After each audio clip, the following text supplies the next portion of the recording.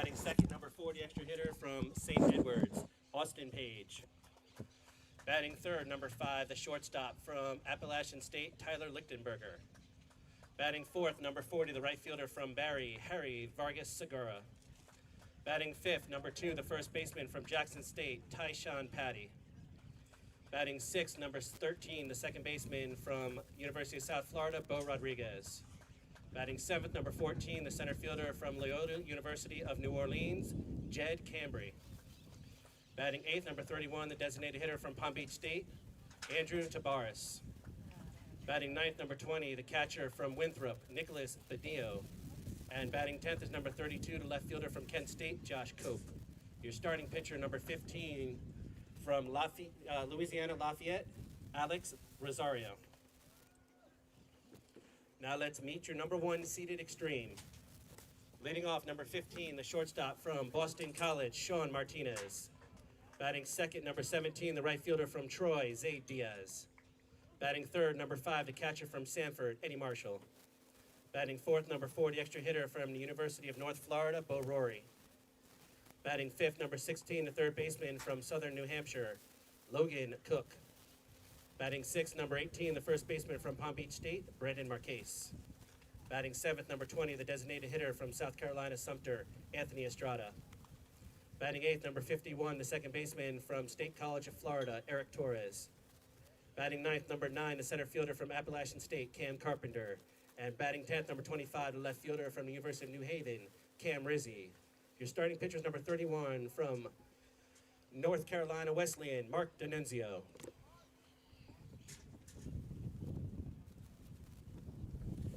If we can all rise, remove our hats and helmets facing behind home plate for the playing of the national anthem.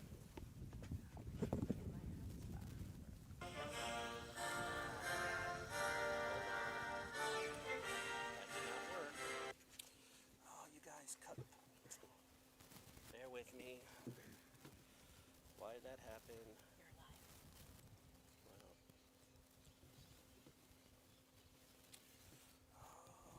Working, and then this is why I hate when he does that. Bear with me, guys.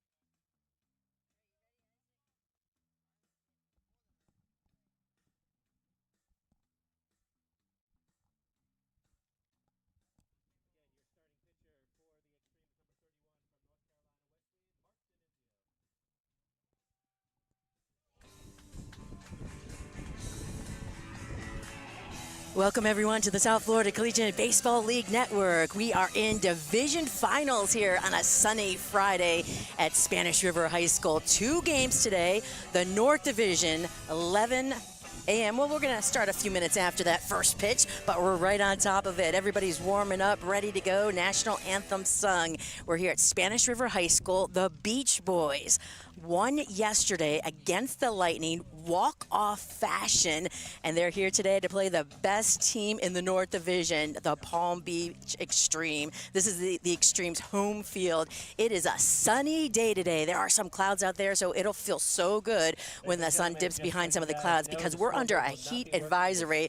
It's been hot all summer long, but today it's going to feel like 101, 111. So a heat advisory today. Luckily, Isaac, who's joining me here today, we're under the shade and we're getting a nice breeze up top here, so it feels really good.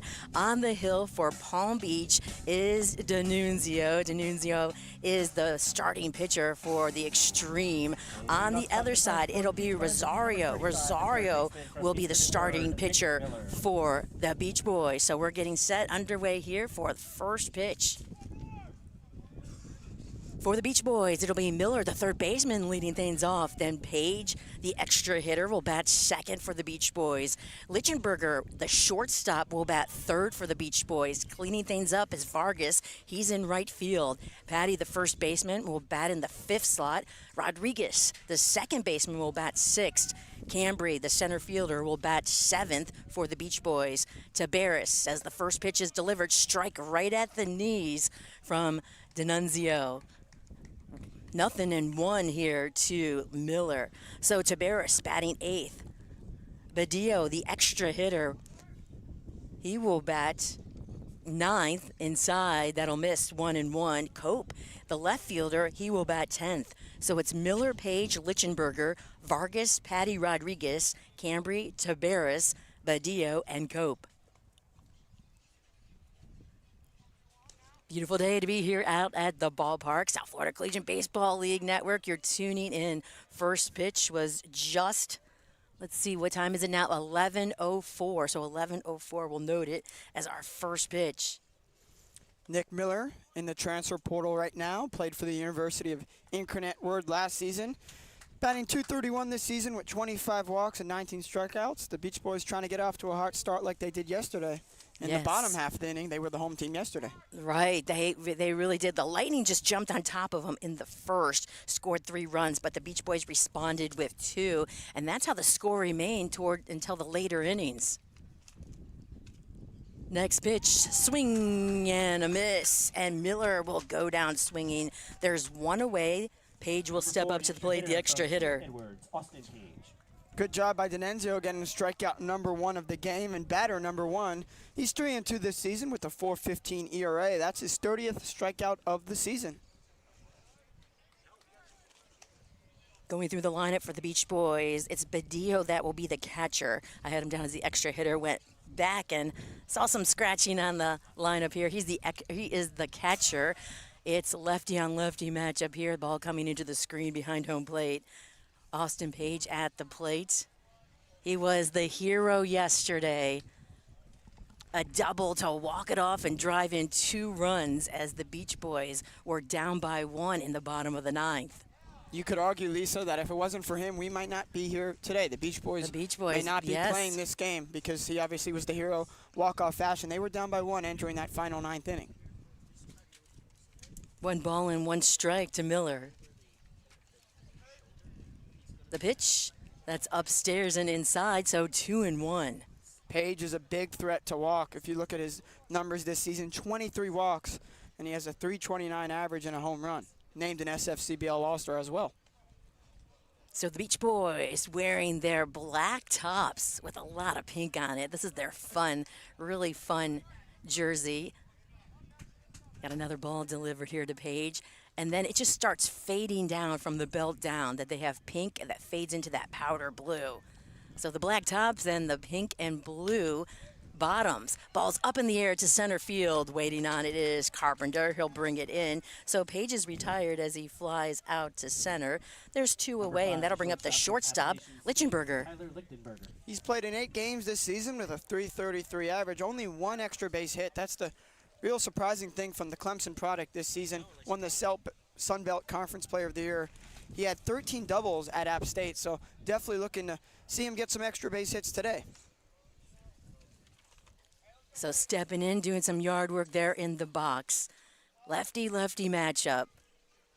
Lichtenberg has the yellow batting gloves as contrast to the black tops and all of that pink and powder blue on the bottom.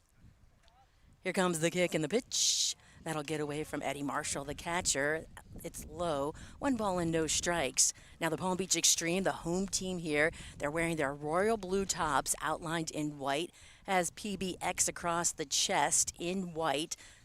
Numbers are white on their backs. Pitch delivered inside, 2-0. White pants, black caps. They have that royal blue that matches their tops on the bills of their caps.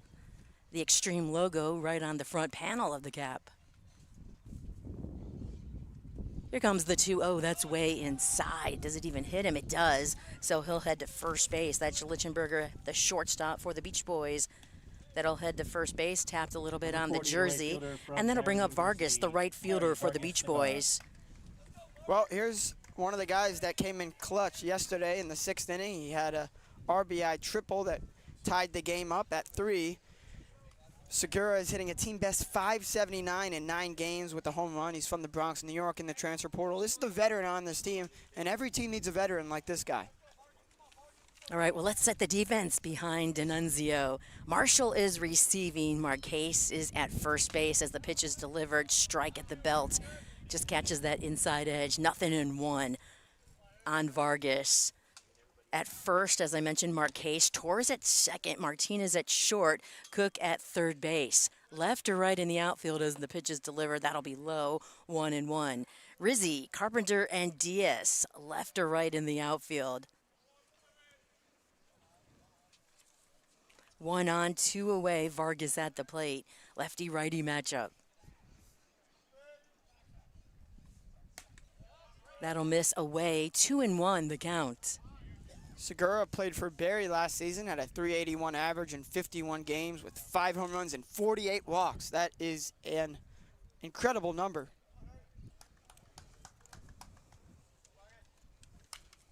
Next pitch, that'll go out of play.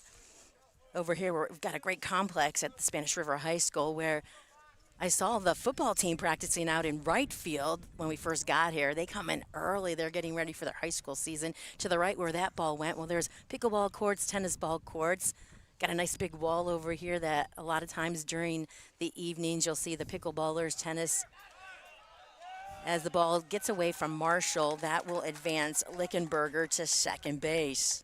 So the Beach Boys already have their first runner in scoring position of the day, and they got the guy they want up at the plate. A cool thing about Harry Vargas, he went to Port St. Lucie High School. Perfect game, ranked him as the number 5 outfielder in the state of New York. He's from New York, and that's an incredible number. You know how many people play baseball, Lisa, and a lot of people play in the outfield, so that's impressive.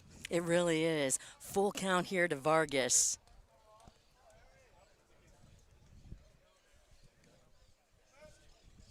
Here comes the next pitch. That'll miss inside. So with 2 outs, Lichtenberger was hit by a pitch. Vargas walks. That'll bring up the number 5 hitter in the lineup for the Beach Boys, Patty. First baseman from Jackson State. And I was mentioning, like right behind us, we've got the pickleball courts, tennis courts, the wall that everyone hits against. And I love when the kids come here to the games. They start playing wall ball, and you know they dream of being these big kids here on the field too. Softball field right behind us. It's a great complex here at Spanish River High School. Doug Jennings makes sure this field stays nice all season long in the summer. Fly ball left. Calling for it is Rizzi. He'll bring it in, and that's out number 3. So 2 are left stranded for the Beach Boys. No runs, no hits, no errors. We head to the home half of the first, and it's all zeros on the board. This is the South Florida Collegiate Baseball League Network.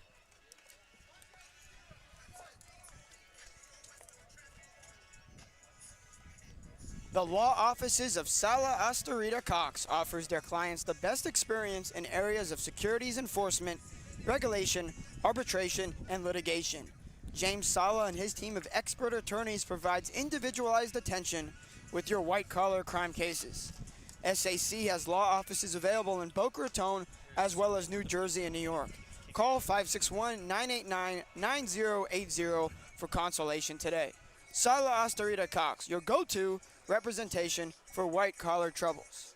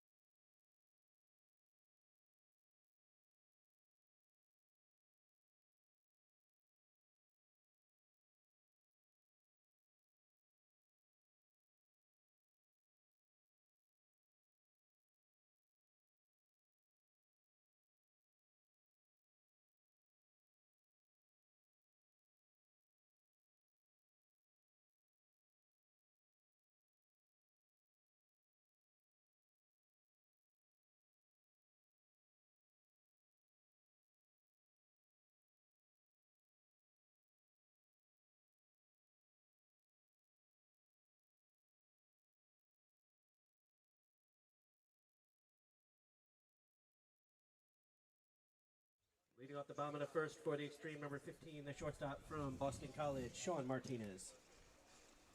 Welcome back. We're in the bottom of the first. First up for the Xtreme is Martinez. Following him will be the right fielder Diaz, then the catcher Marshall. On the hill, it's Rosario for the Beach Boys. So Martinez, the shortstop, leading off, righty-righty matchup. Diaz, Marshall. Cleaning things up for the Xtreme will be Ruri, the extra hitter. Cook, the third baseman, will bat fifth. The first baseman, Marquez, will bat sixth, inside low. 1 ball, no strikes here to Martinez. Strada's the designated hitter. He'll bat seventh for the Xtreme. Torres, playing second base, will bat eighth. The center fielder, as the pitch is delivered, that'll miss low. 2 balls, no strikes here to Martinez. So the number 9 hitter for the Xtreme is Carpenter. And then the left fielder, Rizzi, will bat 10th. So Martinez, Diaz, Marshall. Next pitch inside. 3 balls and no strikes here to Martinez. Martinez, Diaz, Marshall, Ruri, Cook, Marquez, Strada, Torres, Carpenter, and Rizzi is the lineup here for the Xtreme. 3 balls, no strikes. Here comes the pitch. That catches the inside edge at the knees. So 3-1 on Martinez. The Beach Boys have one of their aces on the mound, Alex Rosario. This season, he's only pitched 7 innings, but has a 0 ERA and 14 strikeouts, coming off a 10 strikeout performance. Next pitch jammed up the middle. It rolls slow. Shortstop getting to it. Throw is errant. It'll get away from Patty at first, the first baseman. And Martinez does a little leap, finds first base, then is awarded second as the ball rolls all the way over to the dugout of the Beach Boys. So Sean Martinez at second base in scoring position. Had an infield hit. That was a slow roller that was going up the middle. It hit off the mound and got stuck a little bit in the dirt. Trying to make the play and playing smoothly. You know, getting the ball into his glove was Lickenberger, but the throw to first, errant throwing over there. And that's the Jackson State product, Tyshawn Patty at first. He's playing first base for the first time this season, and it's because of a toe injury, so they still want him out there in the field, but there's less mobility, so they need him to be there at first base. Yeah, so he's going to make quick adjustments. Getting throws like that coming his way. It's different when you're playing a different position, especially in a big matchup like today against the top team, the Xtreme, in the division finals, the chance to go play in the championship series here in the South Florida Collegiate Baseball League. Diaz at the plate, righty-lefty matchup. It's got a slightly open stance, black batting gloves, black sleeves all the way up. Here's the pitch. That'll catch the outside edge of the plate. One of the interesting things about the Beach Boys is that they have so many different catchers they can use behind the dish. Today they're going with Badillo. They could also go with Cope. They can go with Taberes. They can go with Page. And guess what? All of those guys I mentioned are in the lineup today, just at different positions than catcher. Yeah, they want the bats in the lineup. I was talking to Page before as that ball hits the dirt low, and he probably will go in later in today's game. He actually had his pink spikes hanging out by the dugout on the fence there to dry out. He said they're just so wet from sweating so much yesterday in yesterday's game. I noticed he has some white spikes on. He's still letting those pink ones dry out. So runner in scoring position, that's Martinez. Here comes the pitch. That'll go out of play left side. Rosario spent last season at the University of Louisiana at Lafayette, the Ragin' Cajuns. Didn't play for them, so we last saw college action in 2024 at Miami-Dade Community College. Has a sinker that's about 91-92, cutter 86-87, and curveball 78-80. So relies on those off-speed pitches.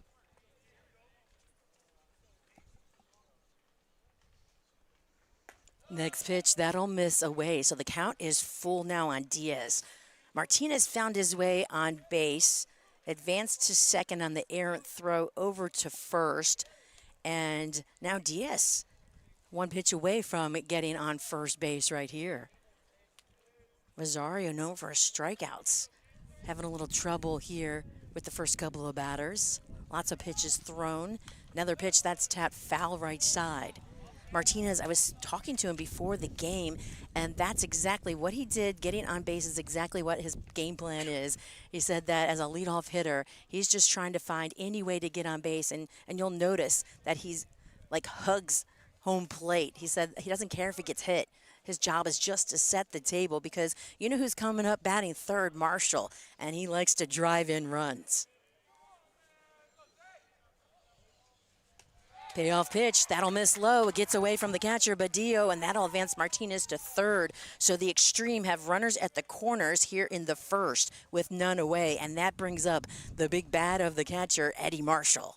If you wonder why the Xtreme are 33-10 this season and the number one seed in the North, it's because of multiple guys, but especially this guy up at the plate, Eddie Marshall, who's going to Stanford University. Marshall, .403 average, second in the league, and then he's first in the league in home runs and RBIs with 47 RBIs, Lisa. Yeah, a team leader. He's got the triple crown here with the team, the Xtreme. Marshall, .403 average, 5 home runs, 47 ribbies on the season. Almost would have had the league triple crown if it wasn't for Nico Benestead of the Delray Beach Lightning. That is true. And then I noticed point streak averaged in the playoffs and those stats too. So Marshall didn't play, had the day off yesterday. But yeah, as far as in the league, that, let's see, where do I have it? Marshall tied at second with homers because they averaged in and put in the playoff numbers too with 5. His batting average, he's now first at .403. Martinez, who is at third base, 5th in the league with a .384 average, and Ribby's in first place. Here comes the pitch. In on the grass, pitcher coming way to the first baseman. I believe, we'll see if they, what did they call? Did you see the umpire's signal? Yeah, is Eddie safe there? He is safe. What a big effort. You know, Marshall, you expect maybe a bigger hit in his situation, but he did the job. The swing, he was getting jammed. He went on top of it, rolled over his hands. It acted like a bunt, and the bases are loaded. He'll have a courtesy runner here at first base for him. Yeah, it'll be Nick DeMichael, the courtesy runner who goes to Herkimer Community College. He's from New York.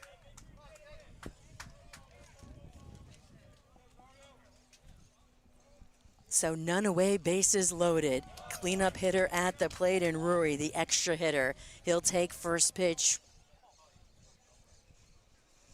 The Xtreme are just loaded in their lineup. You got Martinez, Diaz, Marshall, Rory, Cooks up next. Where does it stop? That ball's hit on a line to the left side by the home dugout. Rory's another one of those Xtreme players with the high average, batting .329 on the season. Rory, who's from Boynton Beach, Florida, is an incoming freshman at UNF up there in North Florida.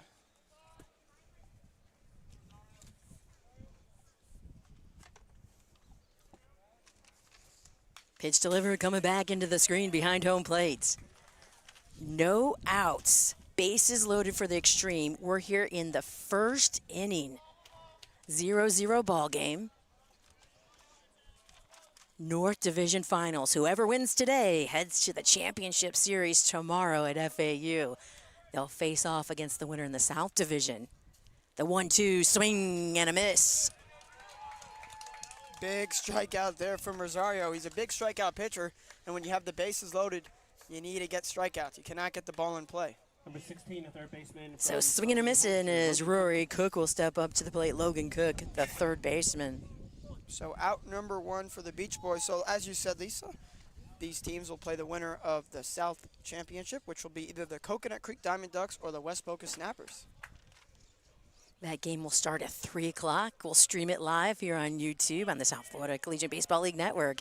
Inside missing, righty-lefty matchup, Cook at the plate. So Badillo is receiving Rosario today. Patty's at first, Rodriguez at second. Lichtenberger's at short, Miller at third. Copes in left, Cambrian center as the pitch is delivered, and Vargas is in right. That's the defense behind Rosario.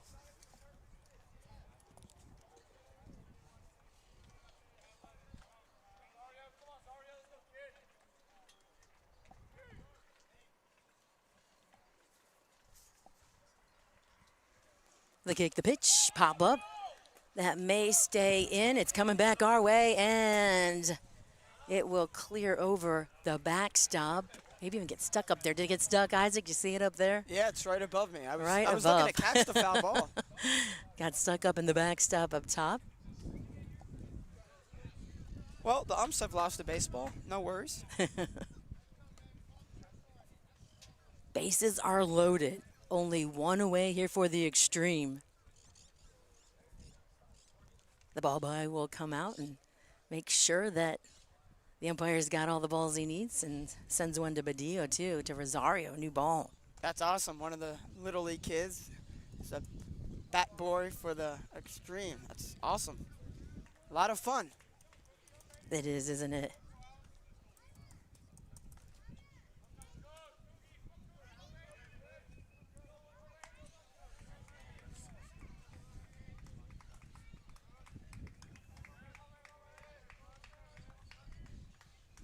Here comes the pitch. Swing and a miss. Rosario with the breaking ball that just kept going away to Cook. Ended up in the dirt, but Cook committed.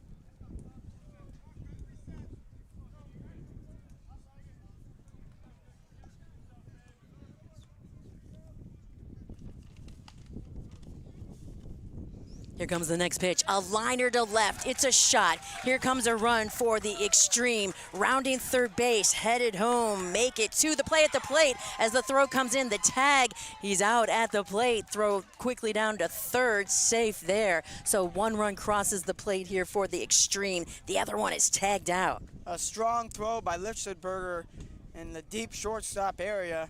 And it just keeps it a one-run game. And there's now 2 outs here in the top of the first, bottom of the first.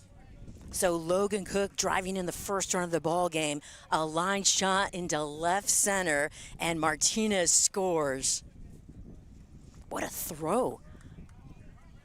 Nice throw from the Lichtenberger, like you said, home, and it was right on the money. Badillo applied the tag.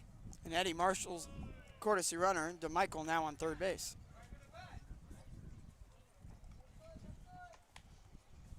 At the plate is Marquez, the first baseman. Runners at the corners, 2 away. Here comes the pitch. This one is going into left center. It might be trouble. It is. It drops, finds some grass, and crossing the plate is DeMichael, the courtesy runner. So now there's 2 runs on the board for the Xtreme here in the first. So the Xtreme making magic happen early on. They're now Number off 20, to the a designated hitter 2-0 from South Carolina lead, Sumter, and they're Anthony still not Estrada. done yet. Here's the designated hitter, Anthony Estrada. Estrada, the designated hitter, steps up to the plate. Righty-righty matchup. He's the number 7 hitter in the lineup for the Xtreme. 2 on at first and second. Pitch delivered off the end of the bat, going to the right side. So Martinez, he was aboard on an infield hit, an errant throw put him at second. Diaz walked. Marshall, little infield hit. Had the courtesy runner on base for him. Bases loaded. Rui struck out. Cook coming through with a single to left, driving in the first run. Then Marquez, a blooper into left center, and it was difficult. No one really could get to it. Shortstop, left field, right field, everyone's trying to get to it. Nobody could, and that drove in the second run here for the Xtreme. And now 0-2 on Strada with 2 away for the Xtreme. Palm Beach is leading the series in the regular season. The Xtreme lead the series 3-1. Strike. Strada just watching it. He'll be sat down and head back to the dugout. So 2 runs for the Xtreme on 4 hits, 1 error, and 2 left on. We'll head to the second here from Spanish River High School. This is the North Division Finals for the South Florida Collegiate Baseball League. The Palm Beach County Sports Commission attracts sporting events and activities to Palm Beach County to enhance tourism and business, as well as promote sports across the Palm Beach community. The PBCSC provides venues to promote the image of Palm Beach County as a top sports destination in the country. Thank you, Palm Beach County Sports Commission.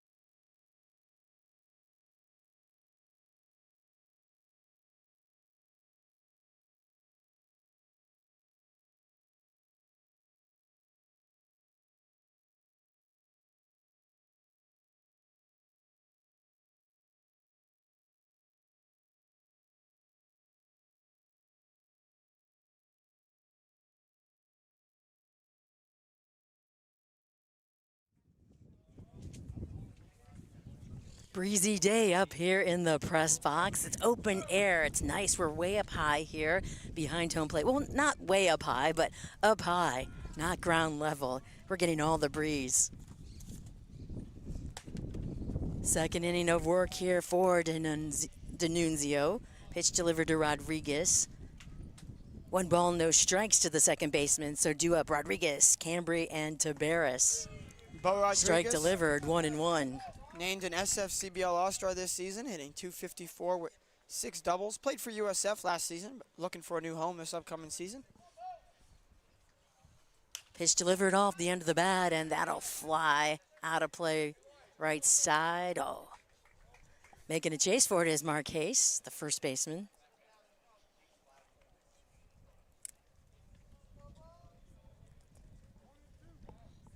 One ball and 2 strikes to Rodriguez.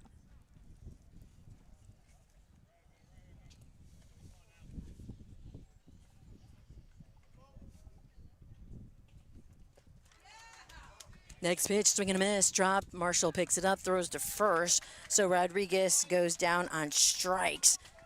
Cambry will step up to the plate. D'Annunzio already with his second strikeout of the day. 31st of the season.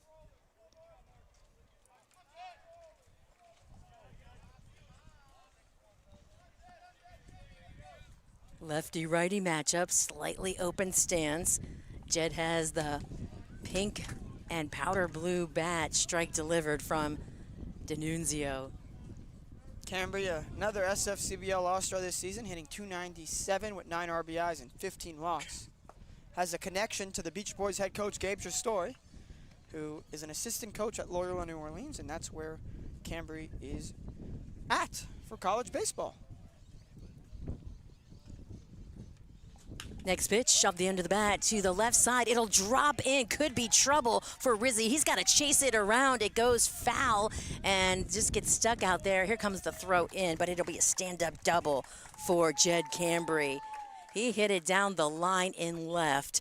Rizzy was playing a little off 31, the designated hitter from Palm Beach State. of the line down there, so he had a run, big run to track that ball down, and he did. That's the first hit of the day for the Beach Boys, and here's the dangerous power hitter, Andrew Tabaris. You can tell that the Beach Boys have so much depth because you have your home run derby participant batting 8th in the lineup. He leads the Beach Boys with 3 home runs on the season. No other player on this team has more than 1 home run. Lefty-lefty matchup will be a tough one. Tabaris puts 1 foot in the box, steps out, brings it back in, makes the adjustments to his helmets. Wiggles his black bat, and here comes the pitch. That catches the outside edge. 0-1 here on Tabaris. Lisa, I know it's only 11:30 a.m., but I know Tabaris is energized. He had a lot of shots of Cuban coffee before this game. I saw him out there in the dugout. Yeah, they offered me too. Glad I didn't take it. Who knows how fast I'd be talking right now. Pop up, left side, going back, catching it over his shoulder is Martinez. What a nice play there by the shortstop. Tabaris is retired. No threat of a home run off of that bat. That'll bring up the catcher, Badillo. Badillo, who goes to Winthrop University in the transfer portal, batting .227 with 3 doubles and 14 RBIs this season, went to IMG Academy.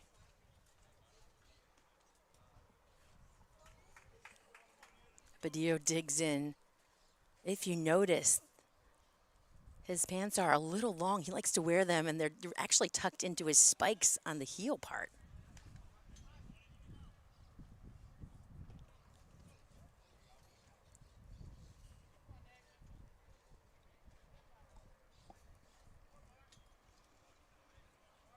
Here comes the next pitch. That's upstairs. Cambry still on second after his double, trying to shorten the deficit. Right now the Beach Boys are down 2-0. And cool thing about Badillo, he was ranked a top 30 catcher nationally out of high school. 0-2. Next pitch. Hit hard on the ground. Left side. Couple of hops. Way across the diamond from the third baseman, Cook. Nice throw to Marquez. And Badillo's retired as he grounds out to third. So no runs on 1 hit, no errors, 1 left on. We head to the home half of the second with the Xtreme leading 2-0. This is the North Division Finals here on the South Florida Collegiate Baseball League Network. At Marriott Spring Hill and Town Place Suites, we know that part of a great vacation is the peace of mind that comes from a great hotel. That's why we are dedicated to provide an experience that stands above the rest. Whether it be our comfortable beds, poolside relaxation, or our courteous staff, we ensure you will get the best out of us so you can enjoy your travels with ease. Marriott Spring Hill and Town Place Suites, the SFCBL's preferred hotel providers.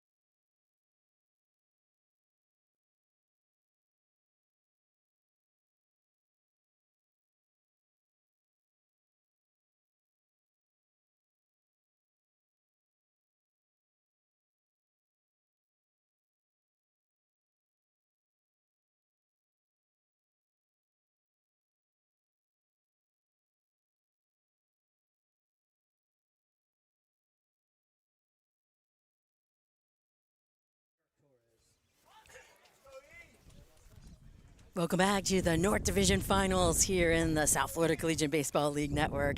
Lisa Pride alongside Isaac Edelman. Isaac is covering all of the playoffs here up into the championship series. I think you're headed out, right? Yes. Got an exciting trip coming up. Headed back up to Gainesville for the University of Florida, but excited to be here. The 2 games yesterday did not disappoint. Wow. And we shall see if this game could top it. Inside strike here. Due up Torres, Carpenter, and Rizzi. Torres at the plate right now for the Xtreme. The Xtreme are up 2-0. We're getting wind gusts about 15 miles per hour up here. I think it's a little bit more, as I've never had a game where my computer is getting blown off the stand.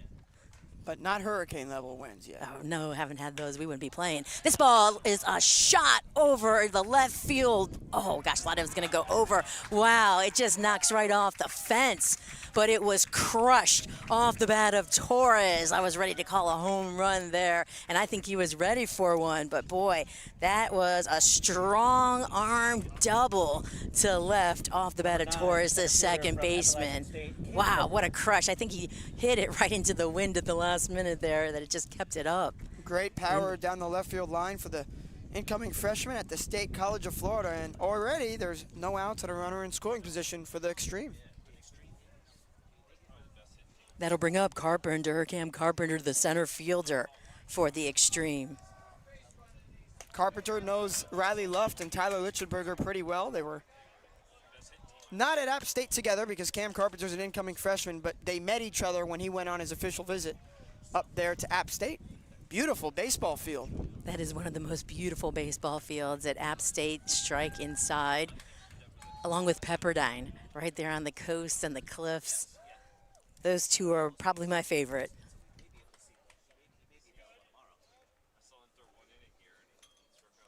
Wow, Torres still thinking back at how he crushed that ball. It definitely had the height. It looked like it had the distance, and then just hooked over there and knocked right off the wall. Got a blue fence that just circles the whole outfield here. The Sharks logo is sporadically put on against that blue fence. We're at Spanish River High School. They're known to be, their mascot is the Sharks. Runner in scoring position, none away. Carpenter awaits the pitch. Here comes inside. He'll take another ball. How about those green trees in left field? I'm sure you guys could see it from the broadcast angle. I don't know how they cut the top of those trees. It's so high up, and it's perfectly cut. Yeah, that's why they get the big cranes out, I'm sure. And that's why they're so high. At one point they said, hey, that was enough. Here comes the pitch, swing and a miss. So the count now full on Carpenter. It is beautiful, a beautiful backdrop to see those bushes and trees in left to center field. Then, as I mentioned earlier, over into right field, then you have the practice fields. Oftentimes we'll see soccer going on in the evenings and sometimes flag football. Today we had the football team out there on the ground. Shortstop throws over to third. The tag applied, so the lead runner is out. That's Torres going to third base. He was trying to sneak in, hoping that the shortstop, Lichtenberger, would throw over to first. So Carpenter's aboard on the fielder's choice. A good job by Lichtenberger. We said it earlier on in the broadcast. His defense is elite. He threw out a runner at home, and now he gets the lead runner out at third as Eric Torres is erased and Cam Carpenter reaches first on the fielder's choice. So Rizzi at the plate right now.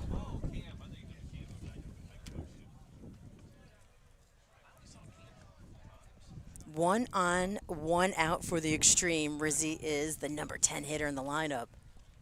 Wow, you could tell this wind is blowing, Lisa. Behind us, a tent has blown away. You got to hang on. You really got to anchor everything here today. Pitch delivered. That's upstairs off the mark. Oh, if the Fort Lauderdale Hooks were playing, Lisa, that would have been a perfect phrase. It would have been. Anchor the hook. But instead, it's the Beach Boys and Xtreme. Do you anchor a hook? That you? I don't know about that. I guess you could put a weight on it, right, when you're fishing. 1 ball, 1 strike.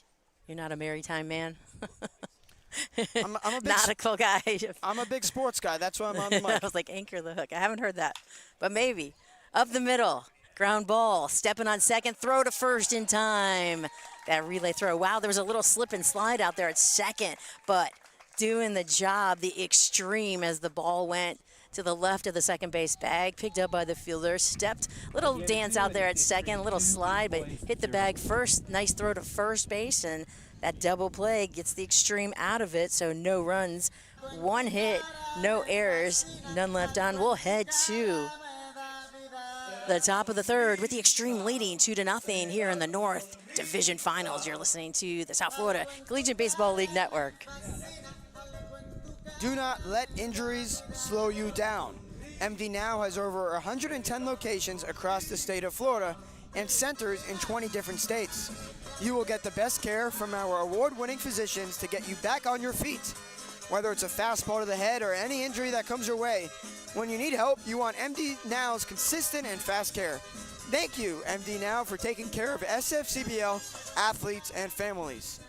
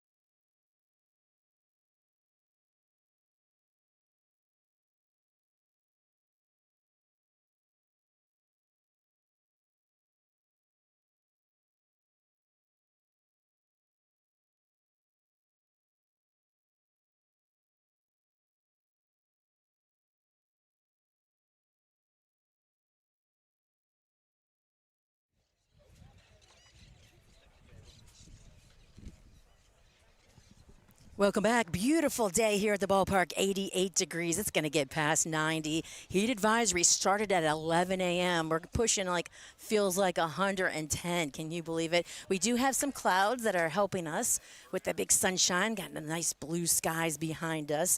At the plate here for the Beach Boys, the number 10 hitter, Josh Cope, the left fielder.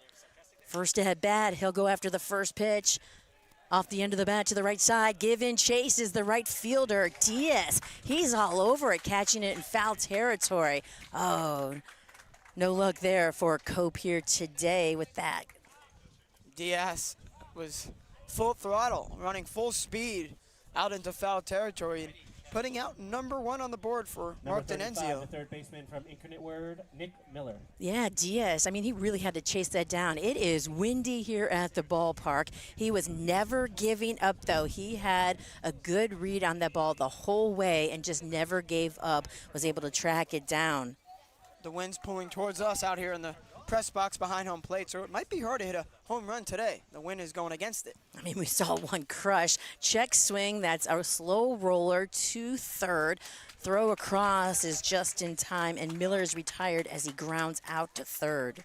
Well, D'Annunzio and the Xtreme are making quick work here in this inning, and that's important. The Xtreme already have an advantage. They didn't play yesterday, so they have a lot of pitchers to use. The Beach Boys used a lot of pitchers yesterday, and so they're going to be short on arms.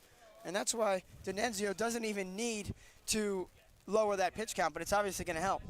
As long as he can go, the Xtreme will be in a better position and win this game and advance to the championship game. Yeah, that's why you want to be the number 1 seed, because it really gives you that advantage, gives you that 1 day of rest. Pitch delivered, that'll miss. Here, Austin Page at the plate, the extra hitter.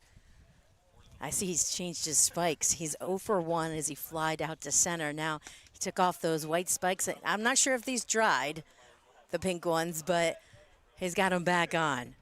Deep in the box, sets himself,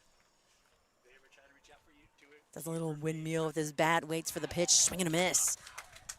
I hope these guys wash their jerseys, Lisa, because they wore the same set of pants and jerseys yesterday, and they don't have more than 1 pair, so hopefully they did. No, they actually wore the pinstripes yesterday. You forgot already because Austin, his shirt came off in the celebration. Oh, It's that's because he right. lost his buttons, and these jerseys don't have any buttons. So I talked to Paige before the game, and I said, "Hey, you're not going to have to worry. You're There's right. no buttons on this one, so otherwise it's going to have to be a full tear, 2 balls and 2 strikes." But yeah, I was thinking they might though, but they're not the home team here today. But sometimes it's nice to wear those lucky jerseys, right? Up the middle, shortstop's got it, gloves it, throws to first from the air, and Page is retired as he grounds out to short. So no runs on no hits, no errors, none left on base. We'll head to the bottom of the third, 2-0, Xtreme on top. Signs, t-shirts, hats, and more. Delray's finest signs and graphics has you covered for your special events. DFS provides the SFCBL with banners, team merchandise, and more for our opening day, All-Star Game, playoffs, and all of our big events, and they will do the same for you. Lola and her team, located in the heart of the Palm Beach community, will have your design and graphics needs met. For all your design needs, go to dfsgraphics.com.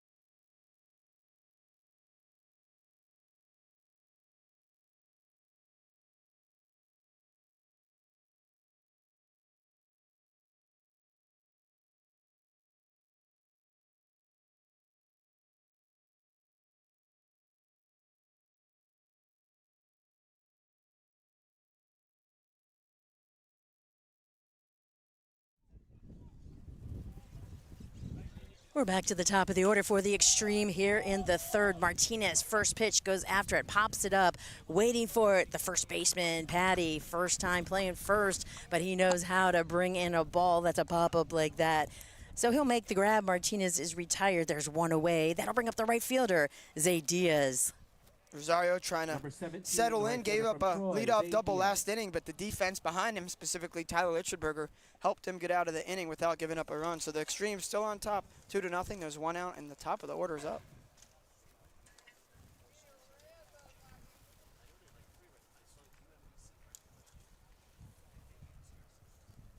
Diaz stepping in, left side. Righty-lefty matchup. Pitch delivered, hit hard on the ground. Ground ball to second. Rodriguez, clean throw to first. Diaz is retired. As he grounds out to second, there's 2 away. And that'll bring up the catcher, Eddie Marshall. Triple crown here on his team. Almost won it in the league, and he has been lethal all season. Infield base hit that acted like a bunt to load the bases. Courtesy runner DeMichael from Marshall went around to score in the first, so Marshall is 1 for 1 today. He's up in that average. He'll take first pitch away.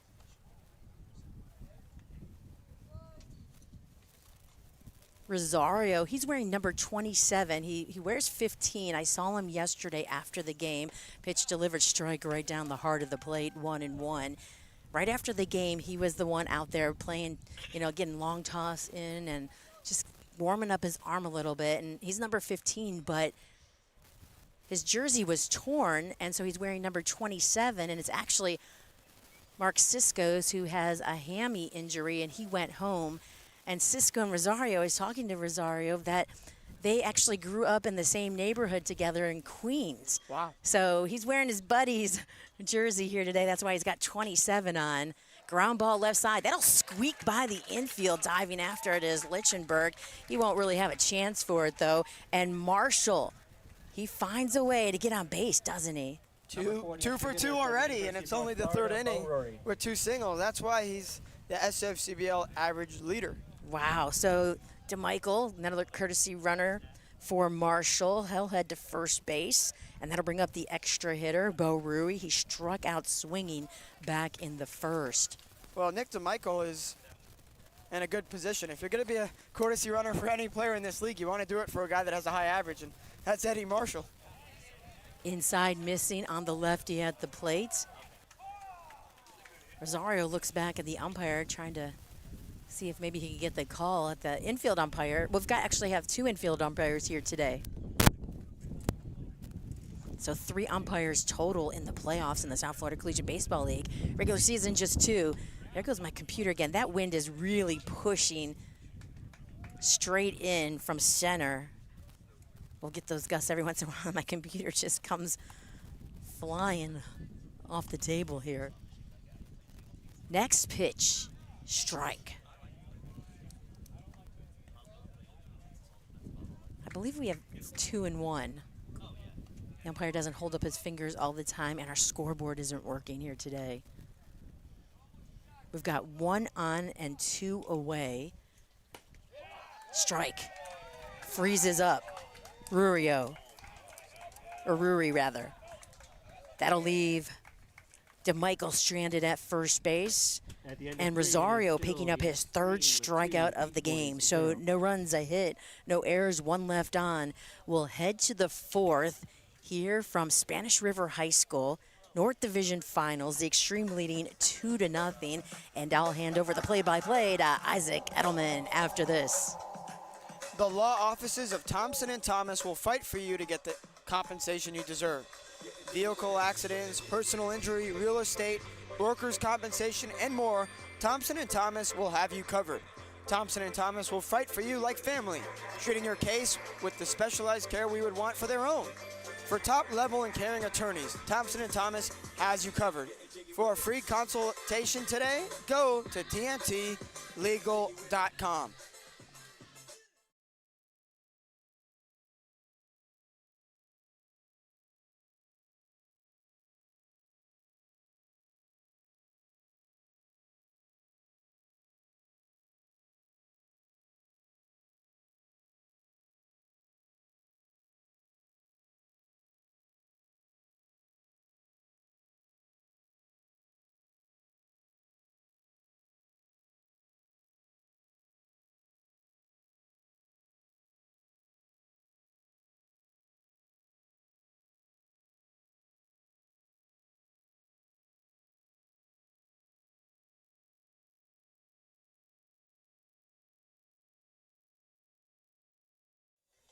Leading off the 4th for the Beach Boys, number 5, the shortstop from Clemson, Tyler Lichtenberger.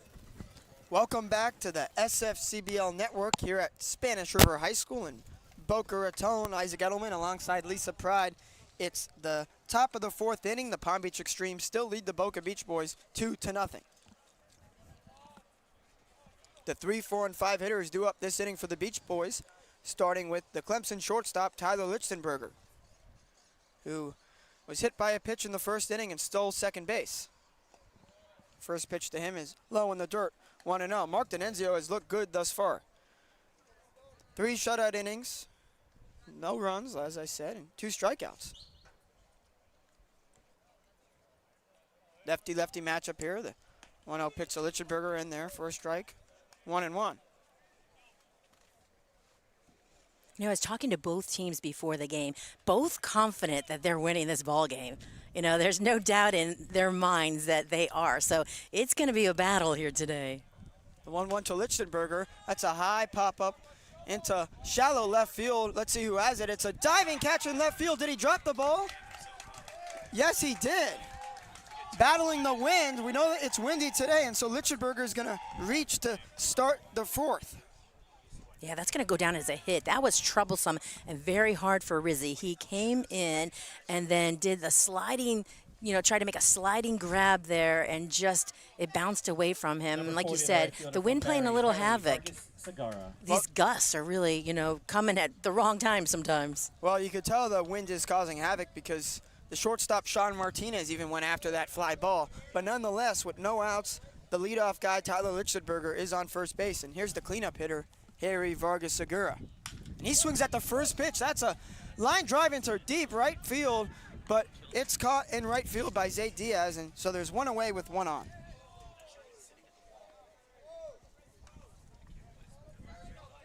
So Lichtenberger remains on first as one out for the first baseman, Tyshawn Patty, who goes to Jackson Number 2, State. the first baseman from Jackson State, Tyshawn Patty.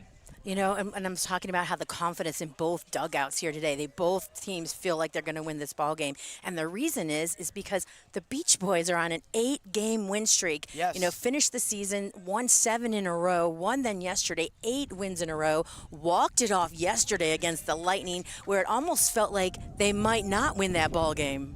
Yeah, the Beach Boys are hot at the best time possible. If you want to win 8 straight games, you better have that winning streak headed into the playoffs, especially against the 1 seed, the 33-10 Palm Beach Xtreme. And then yesterday, you know, when you have 7 pitchers going to the hill, you're kind of thinking maybe we're not going to, who knows if we're going to win this game. You know, that's not really the mentality. You usually see 7 pitchers and kind of throwing everybody there. Swing and a miss from Patty D'Annunzio, trying to get through another inning with ease. Bo Rodriguez, the second baseman, is on deck. So what a high it was for the Beach Boys to walk it off yesterday in the bottom of the 9th. And then on the Xtreme side, well, they've been dominating all season. They had an 8-game win streak, an 11-game win streak. You know, this season, they have won over 30 games this season. Patty fouls that off. There's now 2 strikes to him. Like I said, and like you said, the Beach Boys, 8 straight wins. The Xtreme don't have a winning streak. They had to bye yesterday. And there's advantages and disadvantages, right? Well, the thing is that, like, they've had all these win streaks. They've dominated. They have 33 wins under their belt. They are the team to beat. Patty with a line drive just to the left of third base. It's foul. So that's why they have the confidence. So that's why when you hear both dugouts, you know, of course, when you get to this position, you feel like you can win, you want to win. But that is why they've got it, the stats there to back it up. Yes. Patty had a .276 average with 2 home runs last year for Jackson State. There's the pitch to him, outside for a ball. Patty loves to listen to music. I'm sure a lot of people love to listen to music, but when I asked him the other day to tell me a fun fact, that's the first thing he said. What kind of music does he listen to? Loves to listen to rap music. All right. What's his top artist or? Don't know, but I know he loves hitting the baseball. Does anybody listen to the Beach Boys music here on the Beach Boys? Yeah, I don't know. I think these guys are too young for that. Well, I heard it for the win yesterday. That's a high fly ball. That's out of play in left field. I think the Beach Boys is it's like classic music where Yes. it spans every generation that knows at least some of the songs, you know, from the Beach Boys. But yesterday in the win, just like they play New York, New York, you know, after every Yankees game at the end, I heard a Beach Boys song yesterday after the Beach Boys win. Yeah, Surfing in the USA. That's their So song. I think they know the Beach Boys. Here's the payoff pitch to Tyshawn Patty, and it's inside. So there's going to be runners on first and second with 1 out after the walk. Number 13, the second baseman from the University of So South Florida, Bo Lichtenberger Rodriguez. now on second, Patty on first. Here's the second baseman, Bo Rodriguez, who struck out in the second inning. Talking to the Xtreme, talking to Jack Steinberg, who helms the team here. He coaches third base also for the Xtreme. You know, he was describing D'Annunzio. And so he's talking about the lefty. You know, he's been here with the Xtreme 3 years, so he's experienced. He said he has a slow heartbeat, and he really just knows how to keep himself, you know, under control, doesn't get too high. Perfect guy to start this game. Rodriguez with the shallow pop-up. It's going to be an infield fly, and it's caught by the second baseman, Eric Torres. So there's 2 away, and there's still runners on first and second. And here comes the center fielder from Loyola New Orleans, Jed Cambry. Number 14, the center fielder from Loyola University of New Orleans, Jed So D'Annunzio, you know, just really mild-mannered, just a perfect guy. He's even when things might have been not going his way at moments during this game, he just keeps the, you know, his composure, can keep everything under control. The team can follow his lead then, you know, defense behind him, and just stays focused. So here's Cambry, who got a double in his last at-bat. First pitch to him is high, 1-0.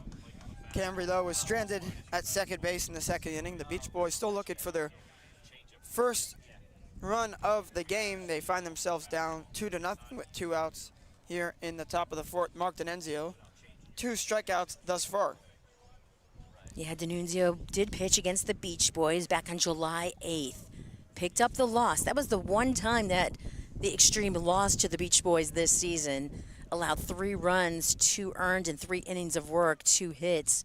Walked 4, struck out 3. Lichtenberger on second, Patty at first. Here's the next pitch to Jed Cambry. That's fouled off and out of play. 3-2 record, 4.15 ERA, 7 games, 6 starts for Mark on the hill. The count's 1-2. D'Annunzio looking to get out of this inning and strand 2 runners on the base paths. Here's the 1-2 pitch. Sorry. Again, there's no scoreboard, so. Yeah, right at the letter, strike. Last pitch. I know the home plate umpire's a little quiet, too. Yes, now the count's 1-2. See what D'Annunzio goes with here. Steps off the mound, making sure Lichtenberger doesn't have too much of a lead. He's speedy. Base hit into the outfield could potentially score Lichtenberger. We'll see what happens here. The 1-2 pitch to Jed Cambry. It's a swing and a drive into left field. That's going to fall in for a hit. Lichtenberger is rounding third. The throw from the left fielder, Cambry, not in time. An RBI single for Jed Cambry, and Tyshawn Patty's in a rundown at third base. And he's going to be tagged out to end the inning, but not before the Beach Boys score a runner on a Jed Cambry RBI single. We head to the bottom of the fourth here on the SFCBL network with the Xtreme leading 2-1. Our game sponsor all through the playoffs here is Sala, Astorita, and Cox. Thank you so much to the law offices of Sala, Astorita, and Cox for sponsoring our broadcast here today on the South Florida Collegiate Baseball League Network. Well, there's nothing better than leaving the ballpark to get some cold beers, hot chicken wings, and great times with friends and family. The Duck Tavern has been whipping it up for the South Florida community for years, and now is the official local restaurant of the South Florida Collegiate Baseball League Network. We aren't sure what's more impressive, the 110 different beers from around the world, or the 20% off that all South Florida Collegiate Baseball League athletes, staff, and family get at the Duck all season. Located at 5901 North Federal Highway. Come on in for good food and good vibes at the Duck Tavern.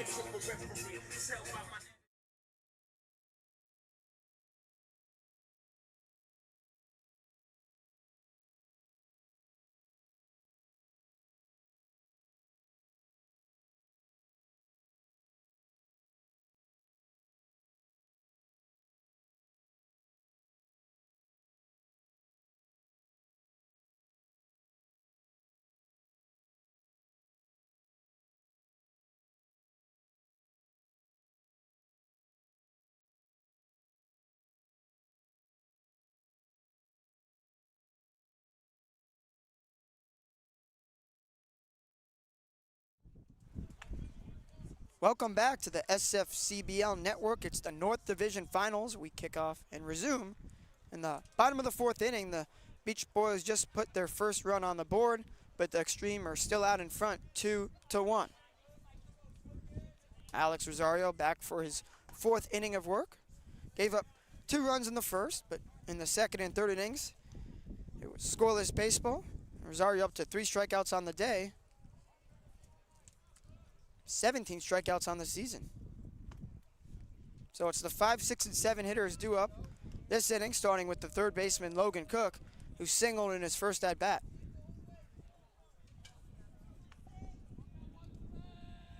Cook, who goes to Southern New Hampshire, looking to put some runners on the base paths here. A big game. The winner will play in the SFCBL Championship tomorrow at FAU.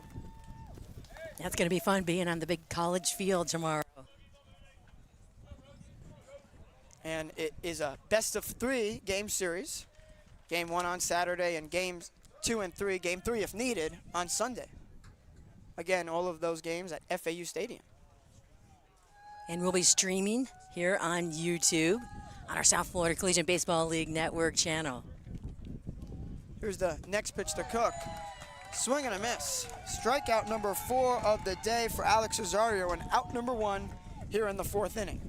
Number 18, the first baseman from Palm Beach State, Brandon Marquez. So here's Brandon Marquez with no one on and 1 out. Rosario doing a good job using that off-speed pitch to force swings and misses. We know Rosario's a big strikeout pitcher, and if you weren't in here earlier, coming off a 10 strikeout outing, you don't see that this often in this league. Marquez 1 for 1 today with a single.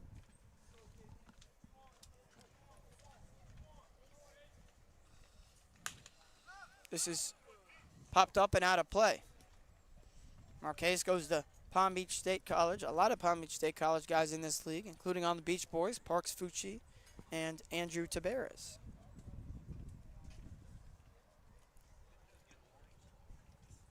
Marquez hits that right up the middle. With 1 out, there's 1 on, and here comes the designated hitter, Anthony Estrada. Well, Marquez Number 20, 2 the for designated 2 hitter from today. South Carolina, Had the Dr. bloop Anthony single to Estrada. left and now goes right up the middle. Great hitting, and when you go up the middle, no one in the Beach Boys infield will have a chance at getting that. You almost got to play keep away. So here's Estrada, struck out in his first at bat.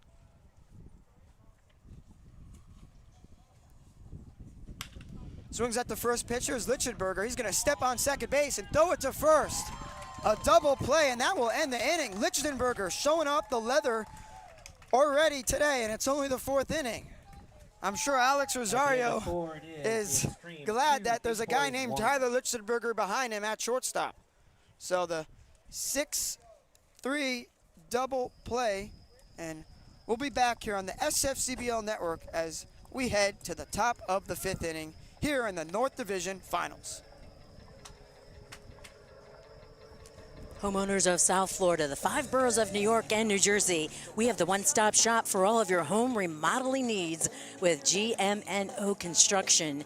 GMNO specializes in kitchens, bathrooms, complete remodels, and now home construction. Call 973-314-7411 for a free quote today. GMNO Construction, proud partner of the South Florida Collegiate Baseball League Network.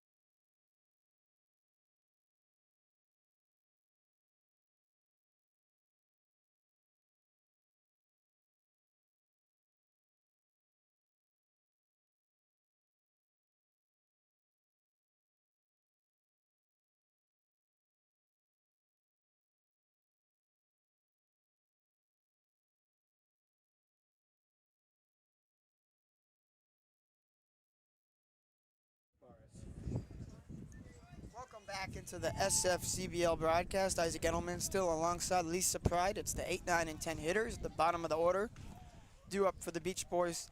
Here in the top of the 5th, the Xtreme still out in front, 2-1, and Mark D'Annunzio's out for his 5th inning of work. And the first pitch is a slider to the lefty, Andrew Tabarez, who lined out to shortstop in his first at bat, which came in the 2nd inning.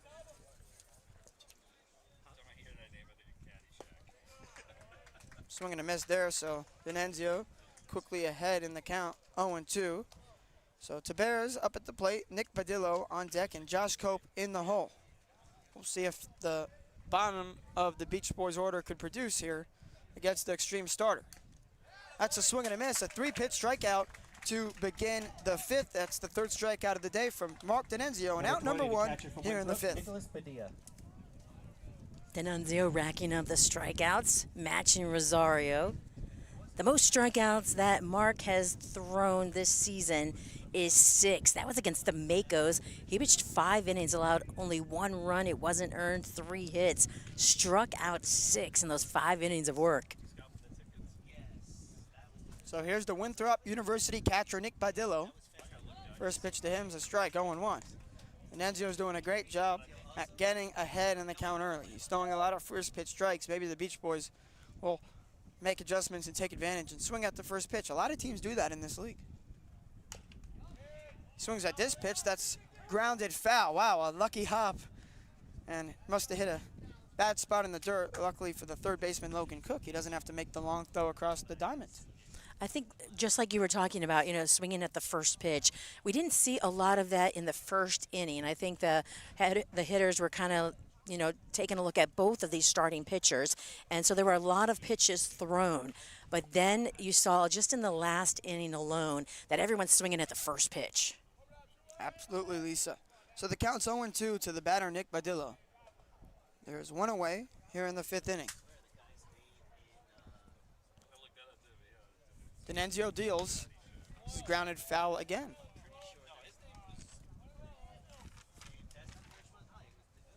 And if you're just tuning in, this is the number 2 seed in the North, the Boca Beach Boys, coming off 8 straight wins, facing off against the number 1 seed in the North, the Palm Beach Xtreme. The 0-2 count to Badillo. Misses outside, 1-2. Full sunshine now. We're getting the sun-soaked field here. What time is it? Just a little bit after noon. So we've been playing a little bit over an hour here. The 1-2 pitch, Badillo stays alive yet again with the foul ball. Where do you head to next? Where's the game? The South Division Finals. Isaac will be going and working with Chris Talt. They'll be handling the play-by-play and the color duties. And so where's your game? 3 p.m. at Bert Aronson Park out there in West Boca. The Coconut Creek Diamond Ducks versus the West Boca Snappers. That pitch is low and in the dirt. The count's now even, 2-2 to the batter, Nick Badillo. So you won't have far to go. We're here in Boca Raton, so you just have to go a little west. Yes, yesterday I had to rush over from Palm Beach Gardens to Little Fenway in Delray, but it was worth it. 2 great playoff games yesterday, and this is hit up the middle, right to the second baseman, Eric Torres, who makes an easy throw to first base for out number 2. So 2 batters faced here in the top of the 5th, and 2 down. Here's the left fielder, Josh Cope. Josh Cope from Kent State University, Josh Cope. and he's from the east side of Cleveland. I talked to him yesterday after the game, and I heard that put up your call too, your da-da-da, as Cope. We were just in awe of his 3 tremendous plays out in left field. He was diving and sliding and tracking down every ball that came his way.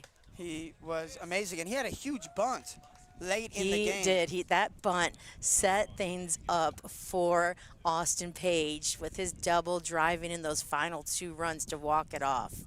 Josh Cope is one of the returners for the Beach Boys. This is his 2nd season. Last season, he had a .324 average in 15 games with a homer. This season, he hasn't been as good, low 100 average, but his defense has been elite, and that's why he's still in this lineup. We said, going from catcher to outfield, crediting his coaches that were helping and, helped make that adjustment going to the outfield. That's a whole different ball game. You're seeing the game a whole different way, going from catcher into the outfield. Cope lets that go by right down the middle. Cope didn't play at Kent State this past season. In 2024, he played at Guilford Tech. He hit .301 in 41 games, 8 extra base hits, and 26 walks. I have to give a shout out to all my Cleveland friends and the fans up there. The 2-2 pitch just missed inside. A great eye from Cope. And the count is now full, 3-2. Because Josh, he grew up on the east side. I grew up on the west side. So I know there's definitely friends, family, all tuning in from the Cleveland area. So hope you guys are all having a great day up there. We're all big baseball fans, all sports fans in the Cleveland area. Guardians will be playing again tonight. Baseball is starting up in the big leagues. The full count misses low and in the dirt, so a 2-out walk for Josh Cope, and we head back up to the top of the order with Nick Miller, the third baseman from the University of Incarnate Word, coming up to the plate. Nick Miller. So potentially some 2-out danger for Mark D'Annunzio in the Xtreme. Josh Cope on first base. Yeah, Nick Miller, he was 1 for 4 yesterday. big double, scored a run, and drove in a run. Miller 0 for 2 today, grounded out to second base and struck out. First pitch to him, misses low. Nick Miller has had a rough start to the season, but lately headed into the playoffs, he has been incredible. And that's why he's in the leadoff spot for the Beach Boys, because you need your most consistent hitter up in the leadoff spot. And the 231 average doesn't stick out, but he has been so good lately. That's in there for a strike. Miller's in the transfer portal, actually.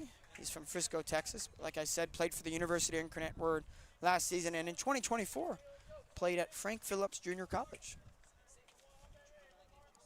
Page is coming up next after Miller. He's from Texas, too. Got the two Texas buddies back-to-back in the lineup. Pitch misses inside to Miller. Miller is colorblind. I asked a lot of these guys for fun facts, and Miller said he's colorblind. I joked with him. I said, wow, these jerseys are Well, he very can see bright. those colors. Exactly. I know, right? It's usually the red-green. Is that the hard? But the pink-blue, is can he see that? That's down enough No, for him. Yes, he could see that. And it's funny, this jersey combo was very new for the Beach Boys. They usually have the black on black, but owner Willie Visoso loved this look, loved what they call the City Connect jerseys. And that's what you are seeing today, the black tops, the pink jerseys. With Cope on first, here's the next pitch to Miller, and it's low in the dirt. 2 straight walks with 2 outs for the Beach Boys, and here's the dangerous extra hitter, Austin Page. Austin Page, we've been talking about him all day. He's got his pink spikes back on. That means he's ready for business. He was 1 for 4 yesterday with 2 key ribbies, that double, and scored a run. But it was the double in the bottom of the 9th, the walk-off double to win it all and end up here today in the division finals. Well, we have a mound visit here from the Xtreme head coach, Doug Jennings. Tenenzio in a bit of trouble. He's been incredible thus far, but with 2 outs, he just gave up 2 straight walks. And this is the meat of the order, Austin Page.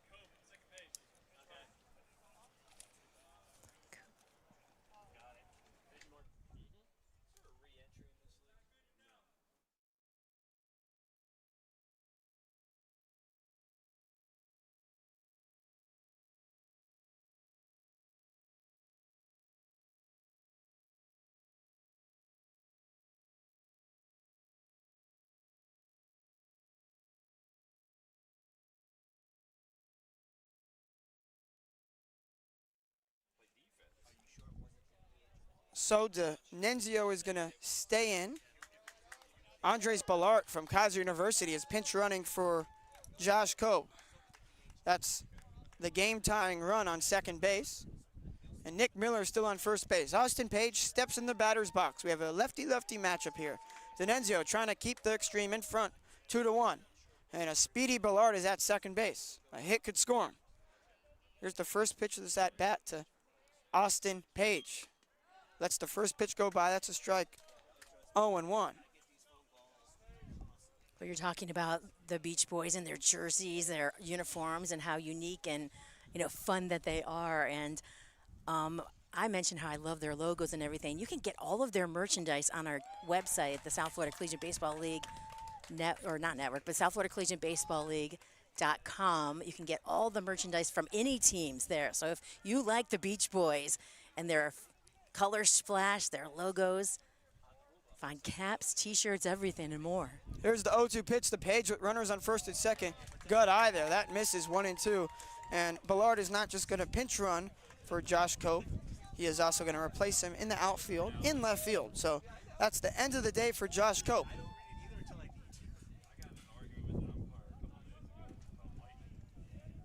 The 1-2 pitch to Page. Oh, just missed inside. Page took a risk on that, and the count's now even, 2-2. Page battling, using his good eye. There are 2 outs. D'Annunzio trying to escape the jam. The pitch to Page, and that's inside, and that's 3 straight walks. Wow, with 2 outs, the bases are loaded, and here comes the dangerous shortstop, Tyler Lichtenberger. Lisa. Well, you know the Beach Boys weren't going to go down quietly. It's just the middle innings right now. Anything can happen. We talked about D'Annunzio as far as his season going, and 2 games he gave up 4 walks, but he's given up quite a few then here this inning, 3 in a row. That makes it 5 total. Well, D'Annunzio was doing so good, and this is going to be the end of his season. 4 2/3 innings, just gave up 3 hits and 1 run, but those 3 runners on base will be charged to him if they come across. So the bases are loaded. There are 2 outs, and we will have a call to the bullpen here on the SF-CBL Network.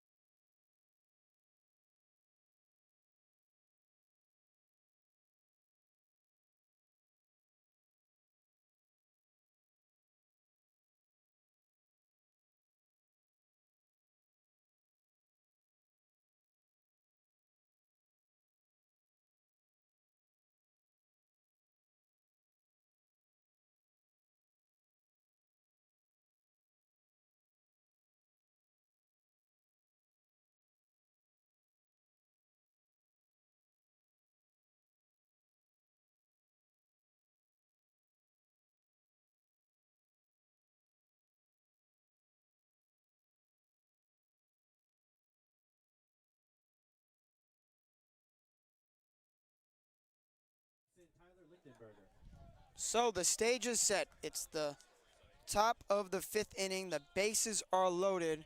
There's 2 outs, and Tyler Lichtenberger step into the plate. Facing the new pitcher for the Xtreme, replacing Mark D'Annunzio, is Dovydas Rachunas.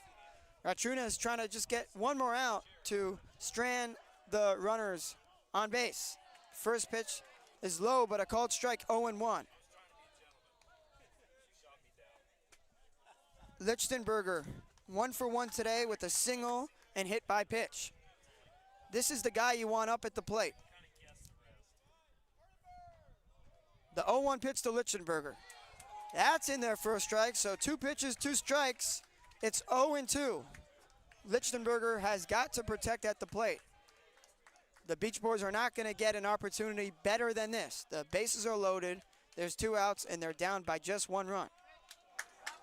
Here's the 0-2 pitch with Ballart on third, Miller on second, Page on first. Misses, and it gets past the catcher. Ballart is going to score, and the Beach Boys have tied this game up at 2. Wow. And Miller advances to third, and Page advances to second. The Beach Boys dugout is the loudest we've seen it in a while. And the count is now 1-2 to Lichtenberger. There's a lot of room behind this backstop here and going over to the dugouts too. So once that ball got deflected off of Marshall's glove, he had a long way to go. He had to track that down all the way over to his own dugout, and that gave enough time for the runner to score. Lichtenberger with a deep fly into left field, but it's caught out there by Cam Rizzi. So the new pitcher, Dovydas Rachunas, strands 2 runners on base, but not before giving up a run, which will be charged to Mark D'Annunzio. So we head to the bottom of the 5th, and this game is tied at 2 apiece here on the SF-CBL Network.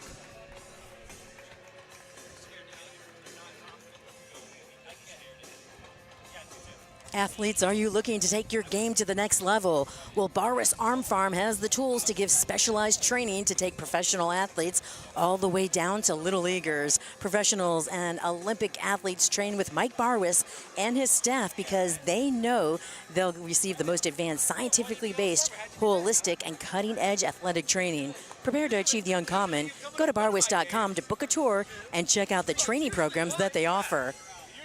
Sala, Astarita, and Cox, the law offices, are our sponsor today for the game and all the way through the playoffs. Thank you for sponsoring us, Sala, Astarita, and Cox.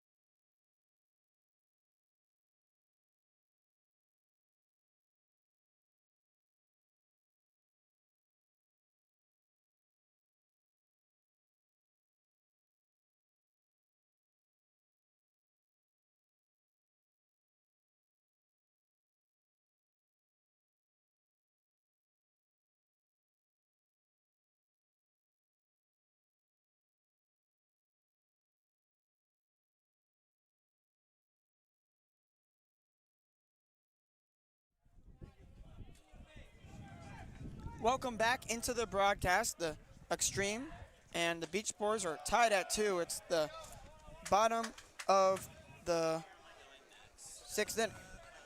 Fifth. We're speeding things along here. All tied up, 2 apiece. So the bases were loaded last inning after Mark D'Annunzio gave up 3 straight walks, and then a wild pitch from the new pitcher, Rachunas, scored a run. That's lines right to Lichtenberger at shortstop. He's been busy out there today. Oh my, things are happening for him, whether he's, defensively with the glove or at the plate. He was at the plate when the ball deflected off the glove of Marshall and a run was able to score to tie things up for the Xtreme. Number 9, the center fielder from one Appalachian pitch, State, one Cam out. Carpenter. Here in the 5th inning, Cam Carpenter now coming to the plate. These are the 9 and 10 hitters due up. Swings at the first pitch. It's out of play. So Alex Rosario still dealing. This is his 5th inning of work. He has 4 strikeouts thus far. And again, after giving up those 2 runs in the 1st inning, he has settled in. That's what happened yesterday with Ashton Perkins. Yeah, it was just that 1st inning. Then yesterday, everyone settled in, scoreless for the heart of the game. That misses outside. So Carpenter batting .250 on the season with 1 home run and 10 RBIs. Reached on a fielder's choice in his first at-bat. Rosario, he's got a 4-pitch mix here. Fastball, slider, curveball, change. This is grounded right to Tyshawn Patty. He just steps on first. So 2 quick outs here in the 5th inning. Rosario has really settled in after giving up 2 runs in the first. And now he's facing the 10-hitter, Cam Rizzi, who grounded into a double play back in the 2nd inning. Rosario, we've been watching him use all of his pitches here today. He's around 90, 92. He can top out at 94. The Xtreme have 7 hits on the day. The Beach Boys only 3, but we are tied, and the scoreboard's really all that matters. First pitch misses high and outside, 1-0. Remember, this is a big game. The winner advances to the SFCBL championship game. That's why these guys play in this league, to win the championship, to get a ring. This is a high fly ball right to the center fielder, and Jed Cambry is under it. So a 1-2-3 inning for Alex Rosario and the Beach Boys. We head to the top of the 6th here at Spanish River on the SF-CBL Network. Your score, 2-2, here in the North Division Finals.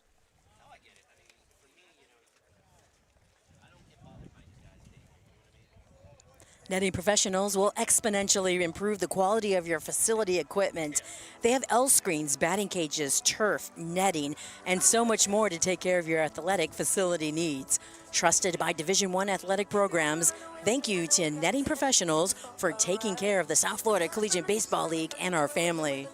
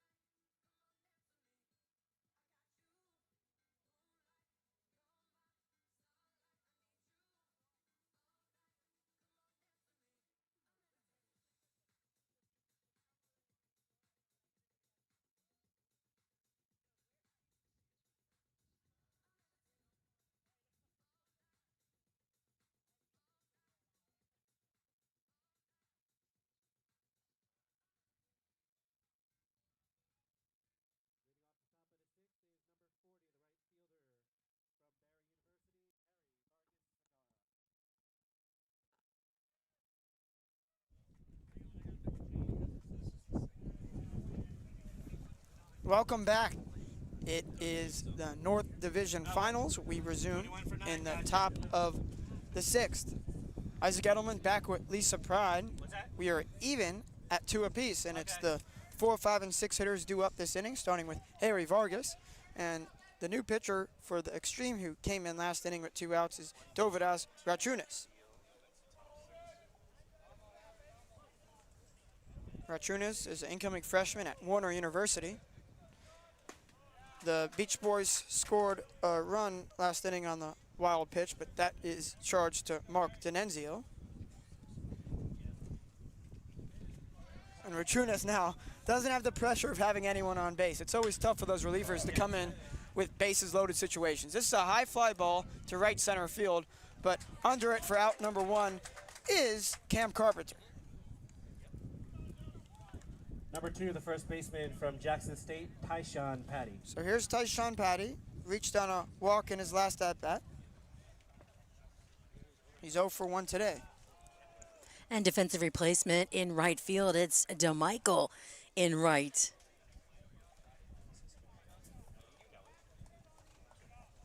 He'll go in for Diaz. Wow, so Dovidas Rachunas is done after facing just 2 batters. So the Xtreme going to the bullpen for the 2nd time today. They will be using their 3rd pitcher. I was just about to read Rachunas' stats on the season, but we will have to read the new stats of the new pitcher right after the break. So there's 1 out, and we will be back in just a second.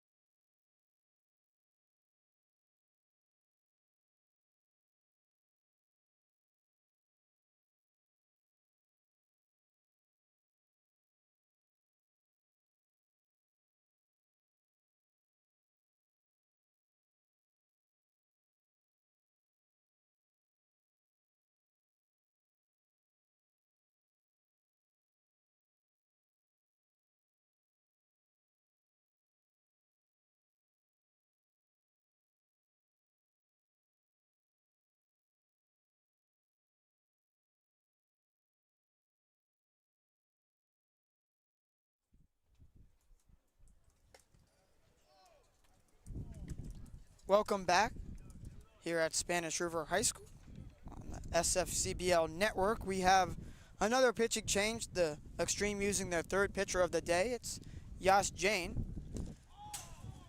Jain goes to St. Peter's University. He's a rising sophomore from Cumming, Georgia. Jain has been really good this season. Only pitched 9 innings, but 1-0 with a 0 ERA and 8 strikeouts and just 1 walk. And he's facing Tyshawn Patty with 1 out here in the top of the 6th. Yeah, I talked to Yash before the game. He also does a lot of social media and interviews players and takes pictures and does all kinds of things for the Xtreme. He was doing that because he couldn't pitch yet. He had that injury, and finally his arm feels good. He's coming back, and he has some great outings so far this season. First pitch to Patty, just high, 1-0. I actually also spoke with Jane a few weeks ago. I was broadcasting a game between the Beach Boys and Xtreme, and he was running the scoreboard, so he was right next to me. We were talking for a while. Exactly. That's in there for a strike, 1-1. So it started with Mark D'Annunzio, the starting pitcher. He was dealing, and then he got in a bit of trouble with 2 outs. He had 3 straight walks, and then Dovadas Rachunas came in, and now the latest is Yash Jain.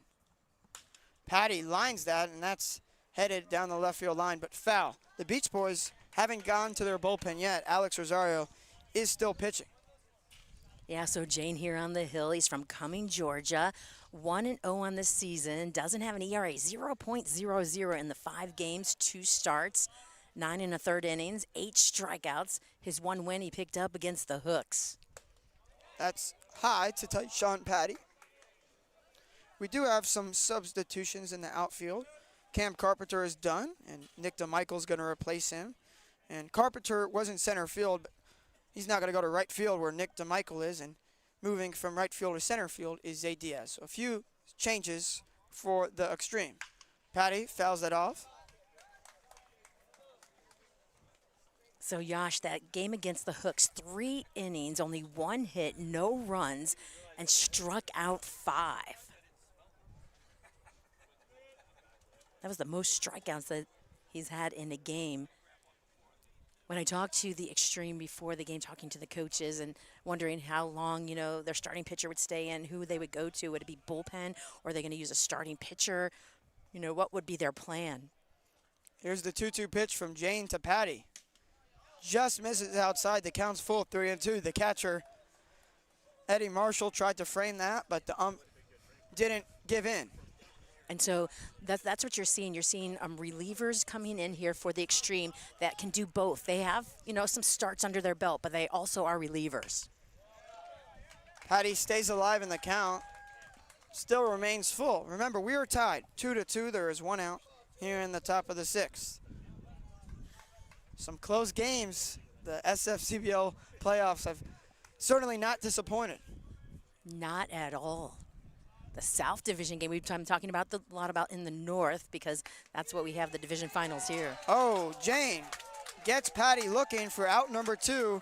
So Jain has faced 1 batter, and he sends 1 back to the dugout for his first strikeout of the day. And here comes the second baseman, Bo Rodriguez. Whoa, what a beauty of a pitch delivered by Jain.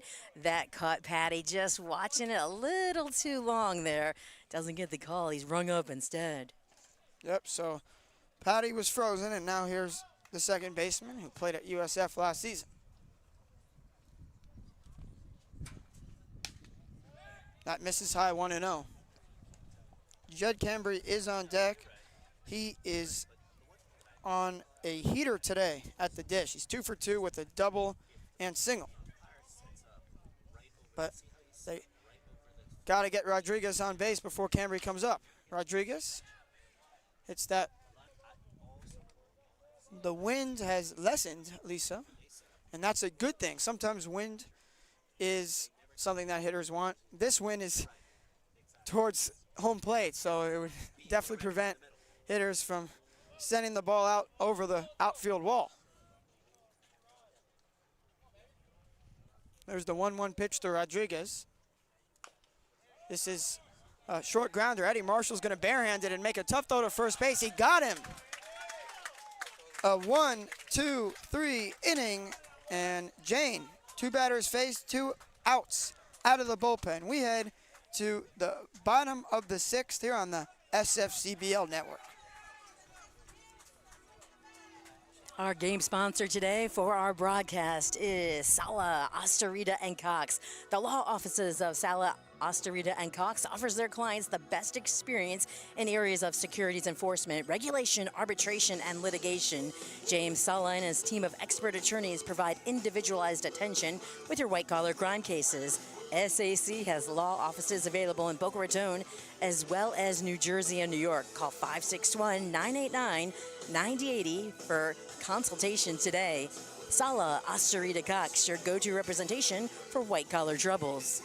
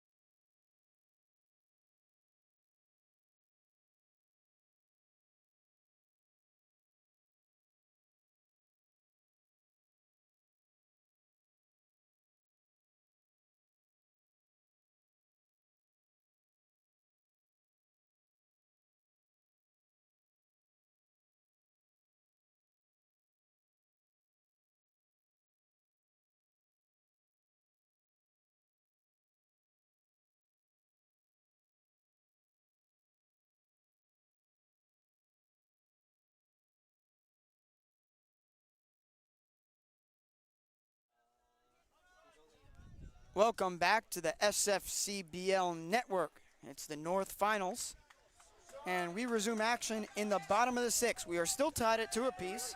The Xtreme and Beach Boys going back and forth here, and Alex Rosario back for his 6th inning of work.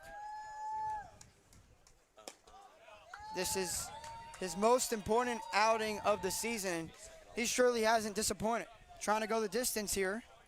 Gave up 2 runs in the first inning, but ever since, he's been incredible. Rosario up to 4 strikeouts on the day. He has given up 7 hits, but only 2 runs across, and that's what matters. It's the top of the order due up this inning for the Xtreme, starting with the shortstop, Sean Martinez, who is 1 for 2 today with a single. He scored the first run of the game for the Xtreme. I'm having a little bit of technical difficulties with my computer. That's low and gets past the catcher, Padilla, but no one's on base, so no worries. Zay Diaz will be on deck. Got Jack Steinberg there, coaching third base. No one at first right now here for the Xtreme. Usually Curlow's out there. I see him right over here talking to his hitters, though. No one's on base, so I guess that matters. Just But what if waiting for someone. What if you want to stretch a single into a double? Someone's got to wave you around. This is grounded to the shortstop, Tyler Lichtenberger. He backhands it and makes a strong throw across the diamond. How good has the Clemson shortstop been today? Another put out there at short. That's Lichtenberg just flashing the leather out there. From Troy, Zaid Diaz. So, 1 out. And here's the center fielder, Zay Diaz, who's 0 for 1 today with a walk. Grounded out to second base in his last at-bat, which came in the 3rd inning. This is a righty-lefty matchup here. Rosario the righty, Diaz the lefty. Pitch misses outside. Rosario's ERA is 1.69 on the season, despite giving up those 2 runs in the first. He's been electric. That misses just outside. A good eye from Diaz. It's 2-0.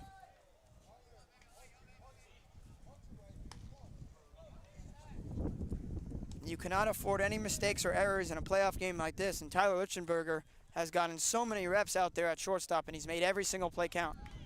Good movement on that pitch. It's 2-1.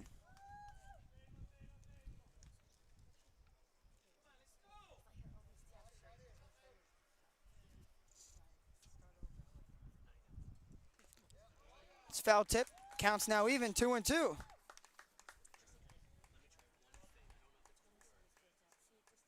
Rosario getting these batters guessing. They don't know what pitch is coming.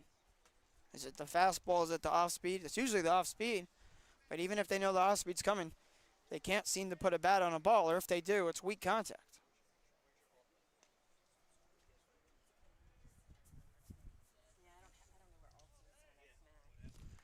Here's the 2-2 pitch with 1 out in the bottom of the 6th.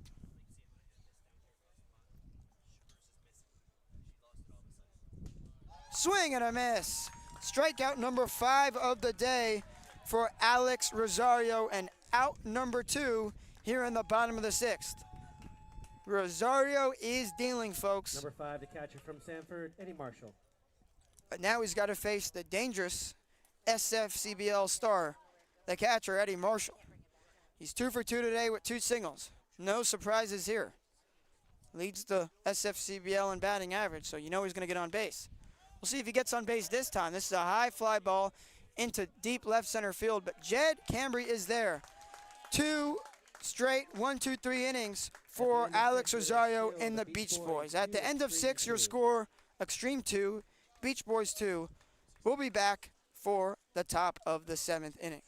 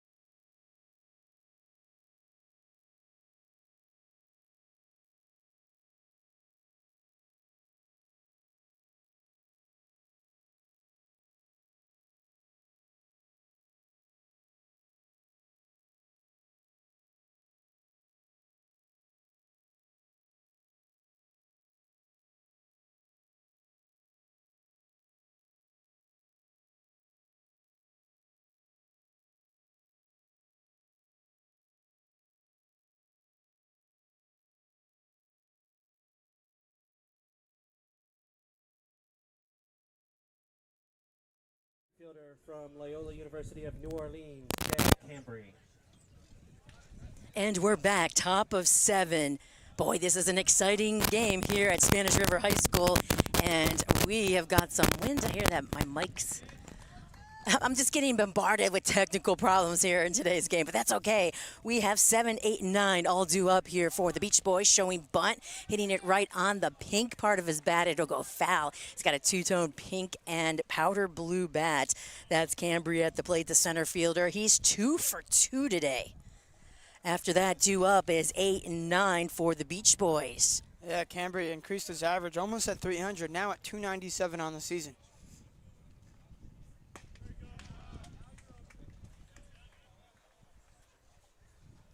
I'm interested to see how Yas Jane does here in his 2nd inning of work. He faced 2 batters last inning after coming out of the bullpen and got a strikeout and 2 outs. Maybe I'll figure out this computer after the game's over. Finally, I'm losing all my stats and everything to keep track of the game here. And now my mic is going in and out. There we go. We got that. All right, so Cambry here at the plate, the center fielder. Digs back in.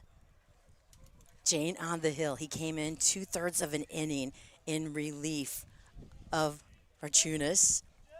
Faced 2 batters, got 1 strikeout. Pop up, this is going out of play. Sun is coming out here at Spanish River High School in Boca Raton, Florida. You can see it's in the guy's eyes, too. We've got a sun-soaked day. 1 ball and 2 strikes. North Division Finals, 2-2 ball game. We're in the 7th. Who's going to pull it out in these latter innings? The pitch upstairs, going right after it and drilling it past his head coach.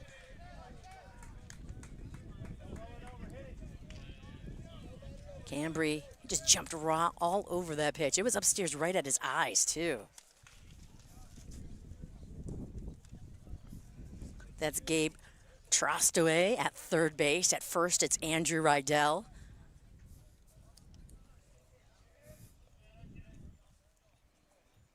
Next pitch, that'll miss, low and away.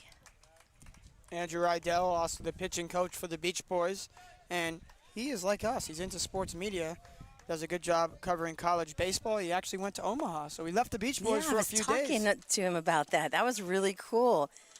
Said that, I saw that he's been doing some interviews when you can't get them, done when you're, especially yesterday. He's my backup guy, yes. That's right, the ball getting away from the catcher here. But that's what he said. He was working for College Baseball Central, and, he already started covering the SEC. And so he went up to Omaha, out west to Omaha for the College World Series, stayed the whole time, and was able to cover LSU all the way through, right? It's a good reason to leave the Beach Boys. Full counts. Slightly open stance. Here comes the pitch. Pop up. Left side. Calling for it is Martinez at short. He'll bring it in. Cambry is retired as he pops up. I like that. The shortstop's the captain of your infield. You're able to tell your other guys in the infield whose ball that is. And that was right to the third baseman, Logan Cook, but the shortstop has the say, and Sean Martinez got out number 1 here in the 7th.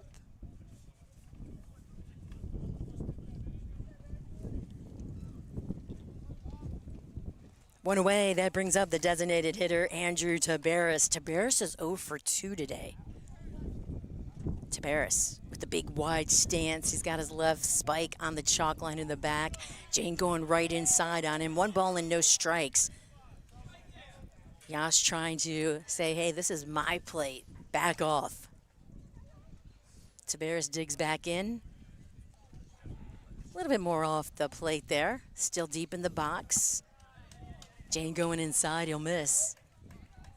2 balls and no strikes. The Beach Boys still only have 3 hits on the day. If they're going to want to score more runs in this game, they got to string together hits. Now, I know that 1 inning they got 3 walks. That's how they scored a run. But they can't just rely on the pitcher to give them a free base. No, they can't. I'm sure they're going to try and make things happen. They generated it and made it happen yesterday in the, in the later innings. The Beach Boys scored 1 run in the 4th.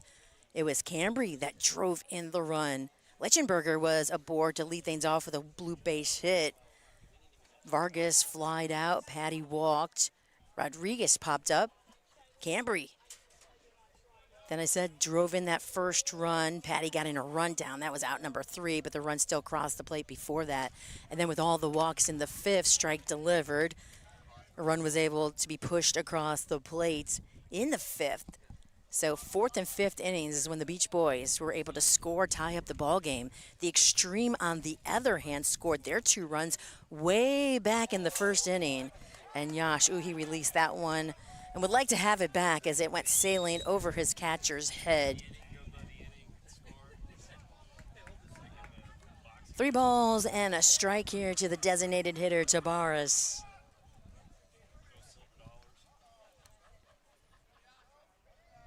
The pitch hit hard on the ground to the right side. Trying to backhand it is Marquez. It'll roll into right, and with 1 out, Tabaris is aboard on the single to right. That'll bring up the catcher, Nick Badillo. Good to see Tabaris getting on base for the first time today. Number 20, the catcher from Winthrop. So Badillo is 0 for 2 today, 2 ground outs.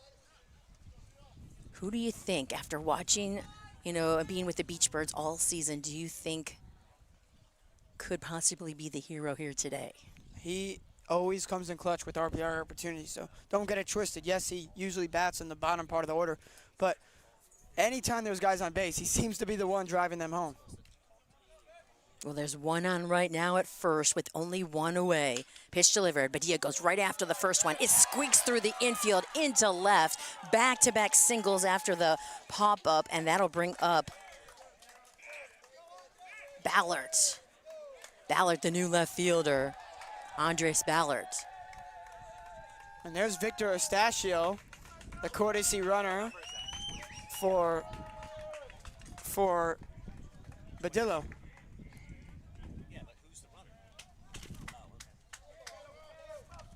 Now batting is a new left fielder, number 0 from Kaiser. Estachio doesn't Ballard. see much playing time in the field these days, but he certainly is used. Parks Fucci cannot be used as a courtesy runner today, Lisa. He had an injury after scoring the after that game-winning Sally, run. right? Oh, my goodness. Yeah, he went on to score one of those 2 winning runs for the Beach Boys. I think it was, Ballard scored the tying run, and then Parks Fucci scored the winning run, and after, with everyone racing out and celebrating, he got hurt, limped off the field. 2 on, first pitch to Ballard. He'll pop it up. It'll stay in. Marshall picks it up at the very last minute over by his dugout, and Ballard is retired. Just 1 pitch, and he pops it up to the catcher in foul territory. That's a huge second out for the Xtreme, and Number especially 35, Yas the third Jane baseman from takes a Bullpen, lot of Word, pressure off of Miller. him, but they still got to be careful. Taveras is on second, and the courtesy runner Victor Estachio is on first.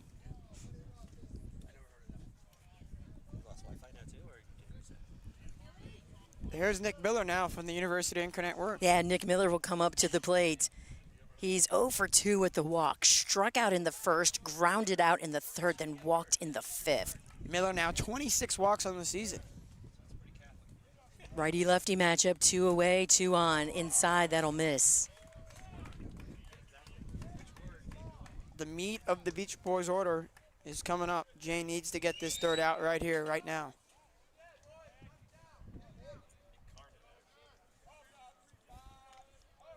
Jane came in relief last inning, pitched 2/3 of an inning, working on a complete inning right here in the 7th. Here comes the pitch, swing and a miss. Nice breaking ball there to Miller. Miller saw the pitch he wanted, tried to drive that out to right field, but just missed. Jane has never faced the Beach Boys this season. The last game he pitched in was against the Matadors. 3 innings of work, 3 hits, no runs, walked none, struck out 2.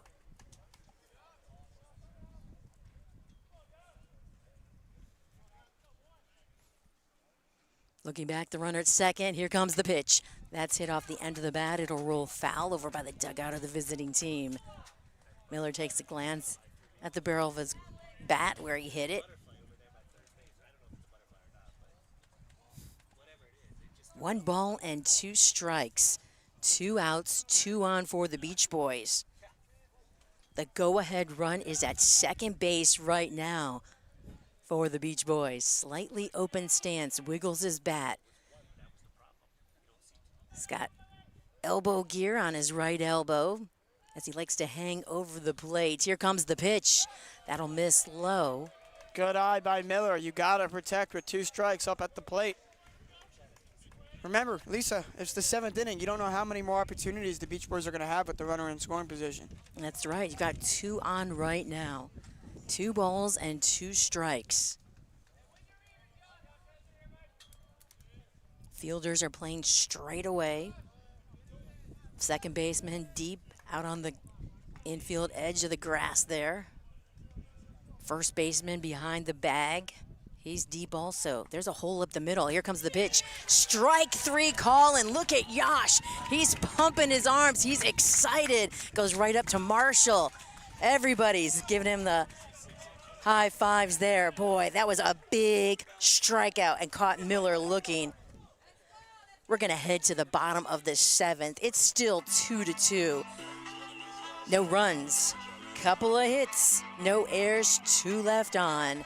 This is the North Division Finals here on the South Florida Collegiate Baseball League Network.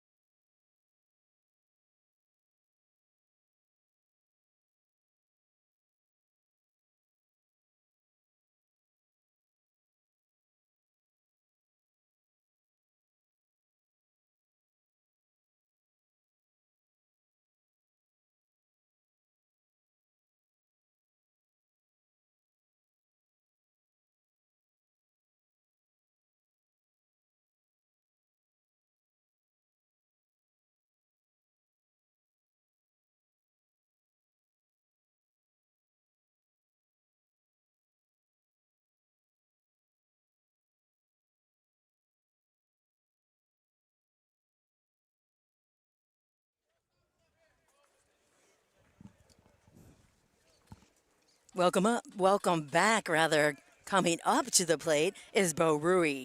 4, 5, and 6, the heart of the order for the Xtreme, facing Rosario. He's staying in. He's a workhorse. Strike delivered first pitch here to Rui.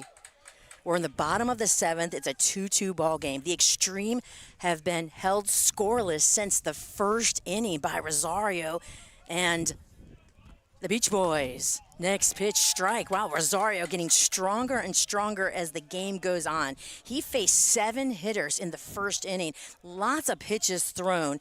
Then it was 3 up, 3 down in the second. Faced 4 in the third, 3 more in the fourth, 3 in the fifth, 3 in the sixth.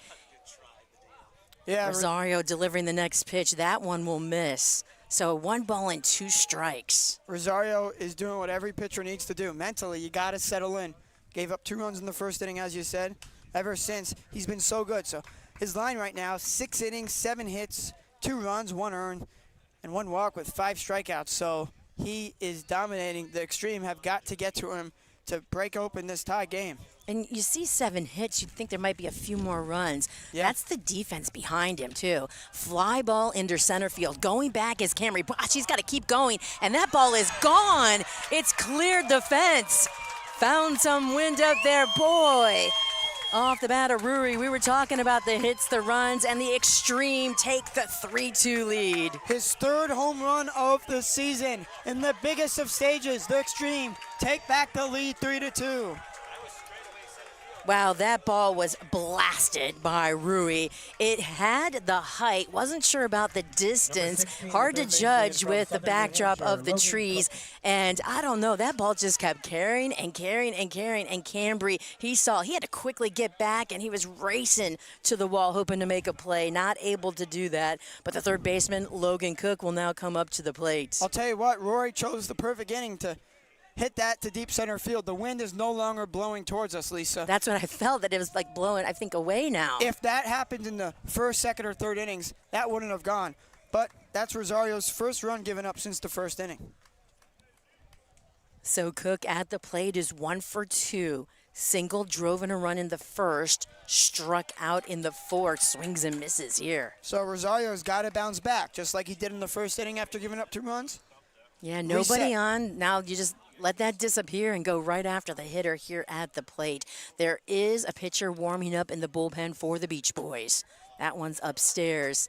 You know what's not easy is that here in South Florida today, a heat advisory. I know this guys, they loaded up with, the coffee early in the morning, but they've got to load up and drink a lot of water and other liquids because the sweat that's just pouring out of them. They said on the news today that you might not feel like you're, as hot as it is today, but your body is going to need it. So hydrate.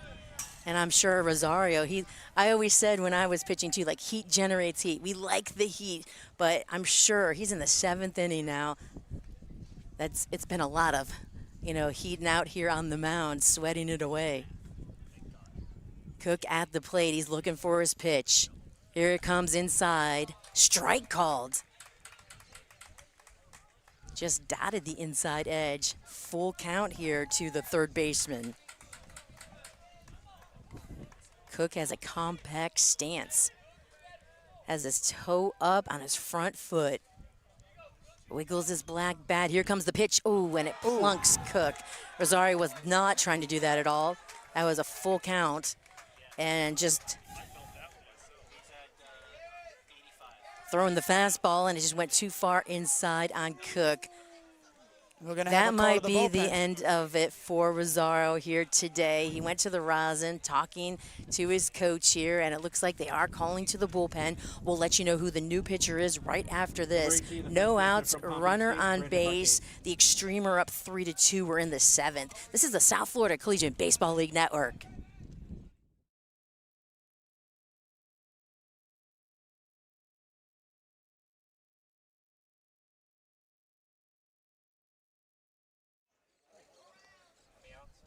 All right, we got fooled, son. So did, I think, the pitcher in the bullpen. He was coming out, but then Rosario staying in. I think he told his coach he had this glove over his mouth, so we couldn't read his lips. Strike delivered, going right after Marquez right here. And I think Rosario, he convinced the coach to keep him in. Well, the next pitcher will be Chris Perez, who's pitching in back-to-back days. We saw him pitch yesterday.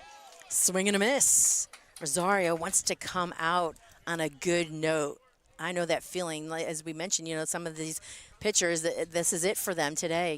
They'll be going to other pitchers in the next couple of games. Runner going, swing and a miss. Tag applied to the batter. No throw down to second base. So Cook takes second. Marquez goes down swinging. There's one away. Runner in scoring position for the Xtreme. That'll bring up the designated hitter, Anthony Estrada. So Rosario with his 6th strikeout of the day, and he's still staying in. Chris Perez will await his return, but Rosario still out there on the mound, and he knows what he has to do. Get 2 more outs to end this inning.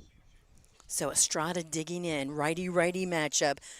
He's 0 for 2 today, struck out looking, and then hit into a double play in the 4th. Go after the first pitch, a bouncer to the third baseman, low throw, but Patty's got it in his glove in time. That'll keep the runner at second base, and now it's 2 outs here for the Xtreme.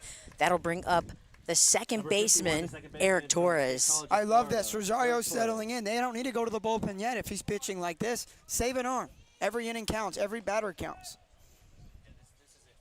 So Torres is 1 for 2. He doubled back in the 2nd, lined out to short in the 5th. Righty-righty matchup. Powdered blue bat, wiggles it by his white helmet. He holds his hands up high, takes the strike, first pitch. Readjusts his batting gloves. Has the red sleeve on his right elbow. He's got the red oven mitt in his back pocket, his sliding mitt. Runner in scoring position. The Xtreme have the 3-2 lead. We're in the bottom of the 7th of the North Division Finals. Here comes the pitch, and it's coming back off the bat of Torres into the screen behind home plate.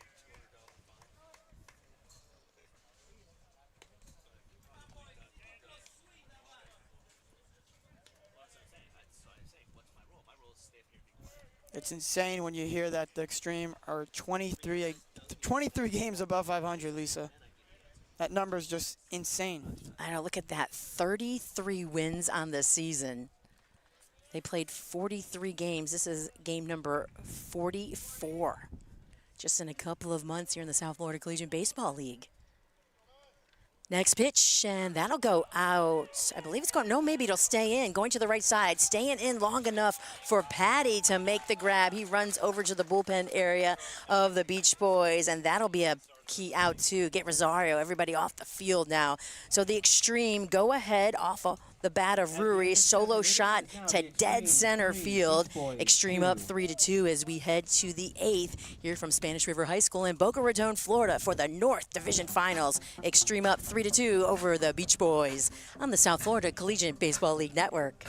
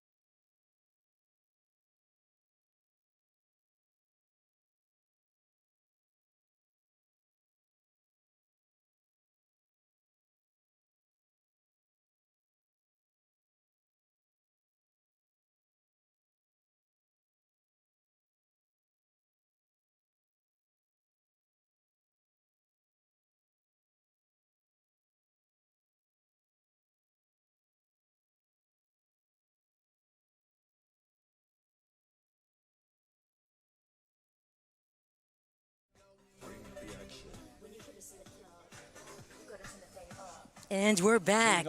Top of the 8th, the Beach Boys, they just gave up a run, a home run. So the Xtreme have the 3-2 lead. So the Beach Boys, they're going to have to find a way to come back here.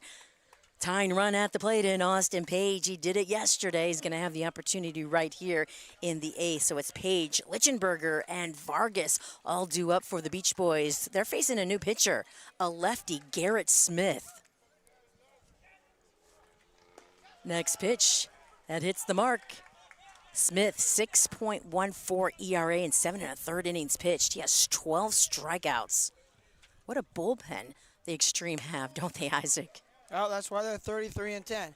They don't need their starter to go the distance. It certainly helps, but they got the relievers to come on in and save the day. And that's why their starters have good records, because let's say they leave the game and they're in line for the loss. The relievers grab back that lead. The offense just has to help as well, which they do. Yeah, that ball's coming into the screen behind home plate. 2 balls, 2 strikes. Austin makes a trip around the box. Pounds his bat. Does a little windmill with it and gets ready for the next pitch. He'll hit it off the end of the bat right over the pitcher. This is going to be trouble. Austin slides in head first to first base, and he's safe. Whoa, the little blooper like check swing base hit there. It went out of the reach of the pitcher, Smith, and then incoming was Torres trying to make the play there. Thrower to first was really close. Austin knew it'd be, and that guy, he's always dirty. Yesterday with his pinstripes, I could spot him right away. He was dirt from head to toe. He's usually catching behind the plate, and today, wow, he found a way to get dirty, sliding in head first to first base. Wow, Isaac, this is a great team here. It means more. It's the SFCBL playoffs. You are going to dive head first into first base. I don't even think he needed to, but you can't risk anything. Austin Page showing what it's like to be a Beach Boy in the playoffs. Clutch yet again. Here comes the pitch to Lichtenberger. Strike called. And this is interesting because the Beach Boys are facing a lefty pitcher, and they basically have 3 lefties. Page is a lefty, Lichtenberger's a lefty, and Vargas is a switch hitter, but his best side of the plate's at lefty. So that's why the Xtreme went to the lefty reliever in this situation, out of play. So 0-2 on Lichtenberger. He's done so much for the team. Hit by a pitch, blue base hit, scored 1 of the 2 runs, and his defense has been extraordinary here today. Awaits the pitch. That'll miss low and away. I'm just waiting for, remember yesterday, Andres Ballart was dancing, doing the Beach Boys dance in the dugout, and then things turned around. Has he started that dance yet? Because he needs to. We're here in the 8th. Well, we got to get the Beach Boys music going. We're not the home team today. Here comes the pitch, and that's laced into right center. Going to second. He was speeding around second like he might head to third. Austin pointing to Lichtenberger at first. Boy, they've got the good vibrations going here for sure. Lichtenberger continues to show why he's one of the best players on the Beach Boys. He's committed to Clemson for a reason, and now they got to be careful. This is the most powerful bat that the Beach Boys have. Harry Vargas Segura, the veteran. A big chance here. The Beach Boys down by 1, and they have runners on first and second. Still no outs, Lisa. Yeah, Gabe takes off his helmet. He's coaching third base, heads over to the hitter, Vargas at the plate. Has a few words for him, and this is a key opportunity for the Beach Boys. 2 on, 1 in scoring position. Vargas has walked and flied out twice. Once to right, another to center. He is the clean-up hitter for the Beach Boys, and he's going to try and clean things up and bring in a Beach Boy. This ball is headed to center field. It'll drop in. There goes Austin Page. He's held up at third base as the throw is coming in. They were not going to run on the arms of that defense out there. Diaz is playing center field right now. He replaced Carpenter. And so Diaz is out there in center. They decided to load the bases instead of chance it with Austin's running home and any arm with a throw coming in. 3 straight singles for the Beach Boys to begin the top of the 8th. Page, Lichtenberger, and now Vargas. Tyshawn Patty still has a chance to tack on. There's no outs. Dangerous. Garrett Smith's got to get it done here. All right, Patty at the plate. He's ready. Lefty-righty matchup. Inside. He'll foul that one out. The Beach Boys still down by 1, so they can't get too ahead of themselves. They got to score at least 1 run here. It's the 8th inning. 6 more outs to work with. Down by 1. The tying run is at third. The go-ahead at second base. There are no outs. Here comes the next pitch. It's inside strike. So 2 quick strikes right here on Patty. Patty fouled one off, then he watched that one fly by. That's inside, just catches the edge right by the knees. 0-2. Here comes the pitch. Base is loaded. That ball's going out of play.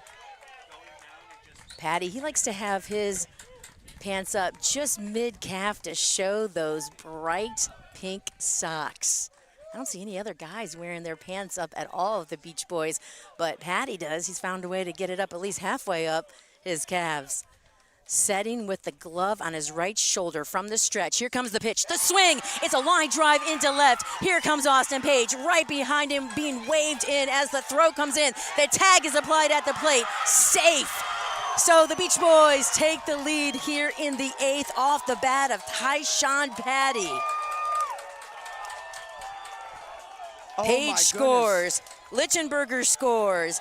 And Vargas is at third base. So Patty, with 2 strikes on him, rips the ball into left. Page scores. Lichtenberg, he was waved all the way home. The throw coming in. Strong arms in the outfield for the Xtreme. That was a close play at the plate. Eddie Marshall, he can bring in any ball that comes his way. The tag was applied, just not in time, as Lichtenberg called safe at the plate. Vargas at third and Patty at first base. The Beach Boys grab their first lead of the game here in the top of the 8th, and there's still no outs.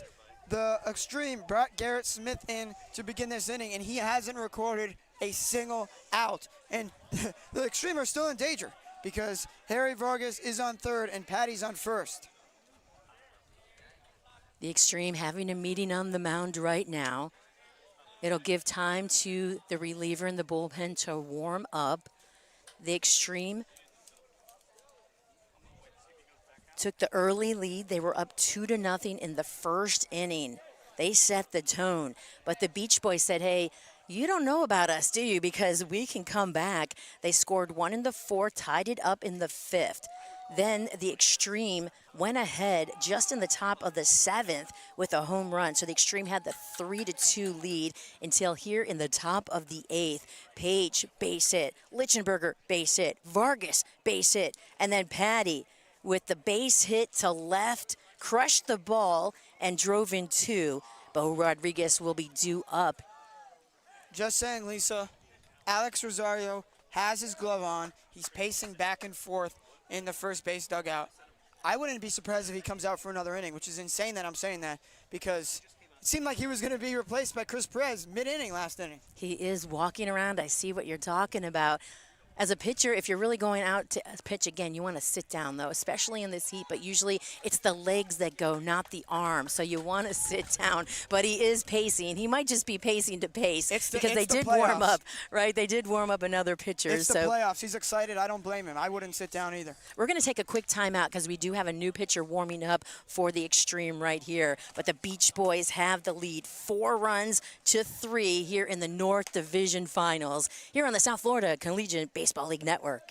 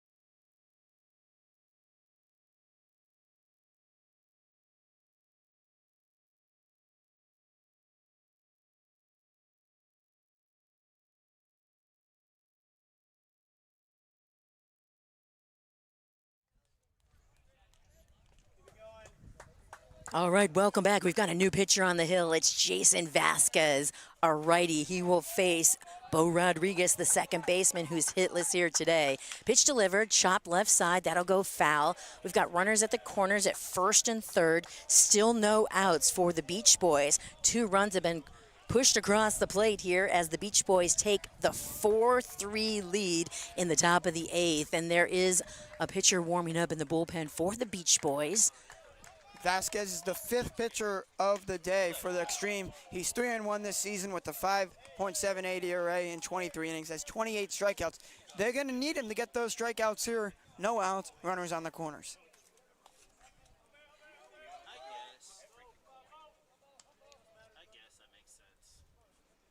Here comes the pitch. Hit hard on the ground. This one's fair. Into left field. Tracking it down is Rizzi. Another run crosses the plate for the Beach Boys. It's Harry Vargas that scores the 3rd run of the inning to give the Beach Boys the 5-3 lead here in the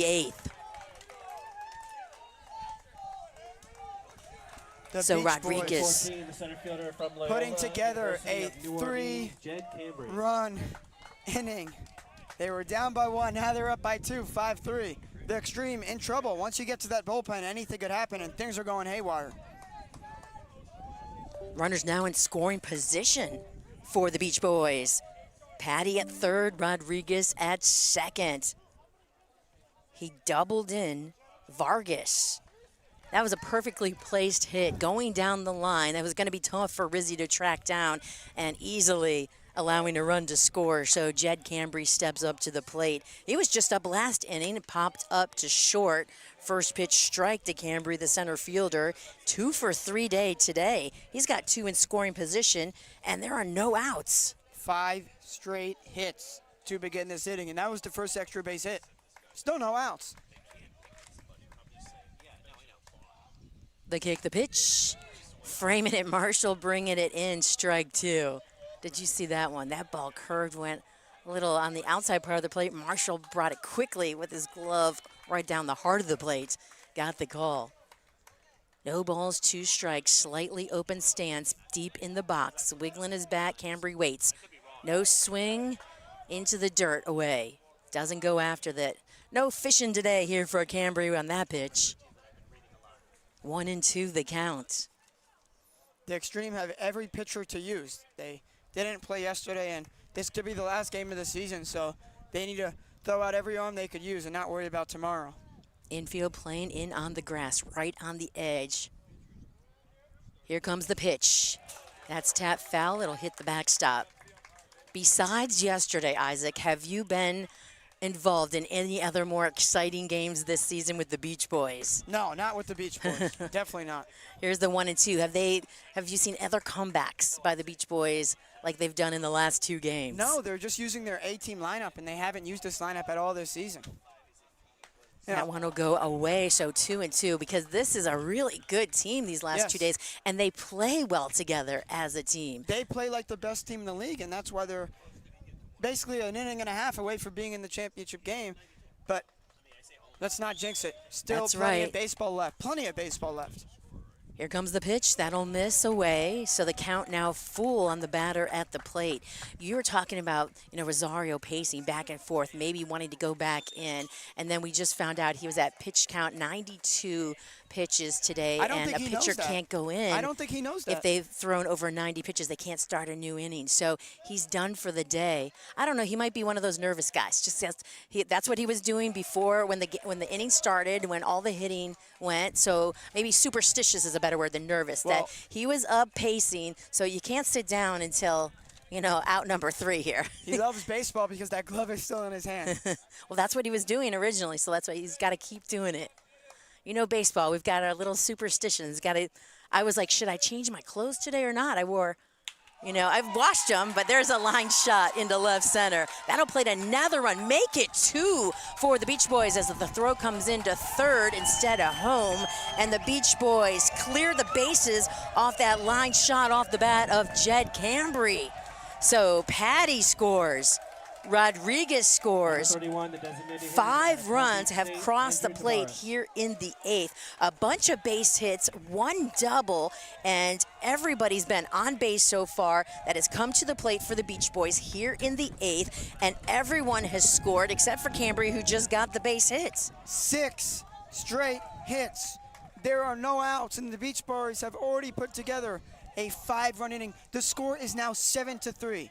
There goes the runner to second, hit to right, backhanded, stepping on first base is the first baseman, Marquez. So 1 away as Tabaris grounds out to first. Wow, there's finally out number 1. And that was a hidden run. He was going already, so that was just kind of a swing to protect the runner. Now Nick Badillo, the catcher, will step up to the plate. He is 1 for 3 today. The Xtreme are one of the best teams in this league, as we know. Maybe the best, right? You got to provide extra cushioning. The Beach Boys could not be satisfied with this 4-run lead. Here comes the pitch. Swing, foul tip. That's a strike. 0-1 here on Badillo. That hit and run was very smart because now another runner is in scoring position. Cambry on second. 4-run lead seems like a lot with little baseball to be played, but again, the Xtreme are talented. They could score 10 runs in an inning. Here comes the pitch. There's a strike, 0-2. Yeah, you never know. That's why the Beach Boys, they just kept at it yesterday, nibbling, and were able to come through. They batted in the bottom of the 9th, the home team. The Xtreme are going to have that advantage. They still have their at-bat here in the 8th, and they will have the last at-bat in the 9th. Big advantage for the Xtreme, I believe. Inside swing and miss right at the hands of the number 9 hitter, Badillo. So 2 down. That'll bring up the left fielder, Andres Ballard.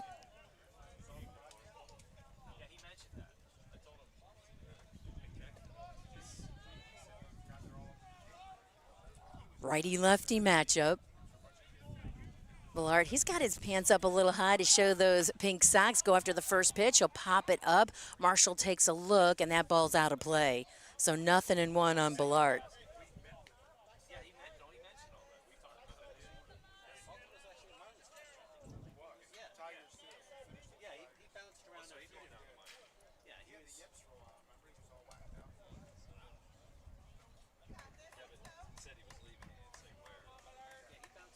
So Ballard steps back in. 1 on in scoring position, 2 away. Number 10 hitter for the Beach Boys at the plate. Shows bunt, bunts it down the third base line. Beautiful. Chasing after it is the pitcher. No play to make at first base. And look at Ballard. He is doing his own little dance, firing up the Beach Boys as he's at first base. Runners at the corners at first and third. We're back up to the top of the order. Nick Miller will step up to the plate. Lisa, you wanted Ballard to dance. I think you might have gotten it there. Runners are on the corners, 2 outs, and we are back to the top of the order. The Beach Boys are 1 batter away from batting through the order. Wow, gonna bat around possibly, we'll see, but all 10 come to the plate at least here in the 8th.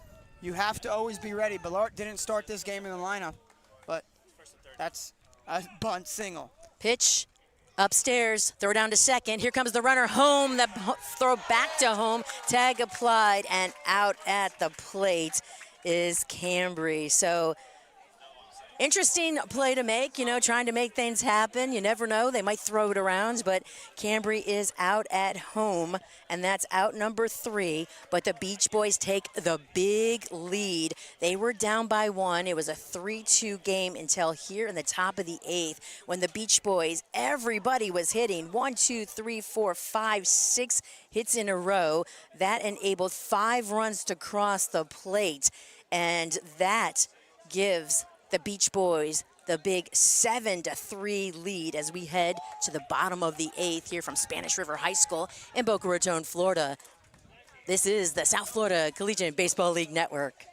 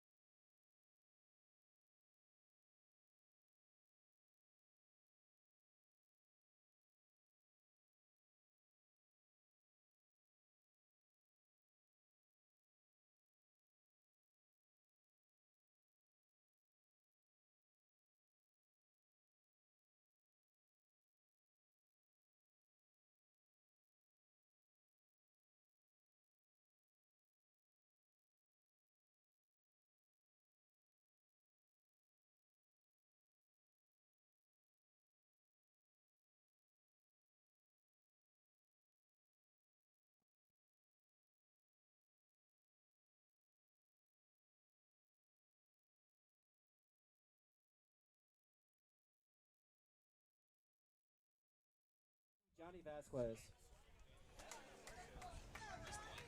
All right, welcome back. The Xtreme due up is 9, 10, and 1. They'll face a new pitcher, a lefty, Johnny Vasquez. First pitch. Did they call that low? That looked like it went right across the plate. So just to provide a little bit of clarification, the Beach Boys wanted Alex Rosario to start the inning, but the rule says that if you're over 90 pitches, you cannot start an inning. And so he is out of the game. And here's the Berry product, Johnny Vasquez. This is only the Beach Boys. Strike delivered there. It's only their second pitcher of the game. That's right. Rosario trying to go out there and pitch again. He really, really wanted to. The bullpen's active here for the Beach Boys lately in the last couple innings. There's a strike. And so Rosario was out there, a little bit of talking back and forth, figured it out that, yes, he did have, as we mentioned, the top half of this inning, 92 pitches, so he couldn't start another inning after throwing more than 90 pitches. That ball's out of play right side.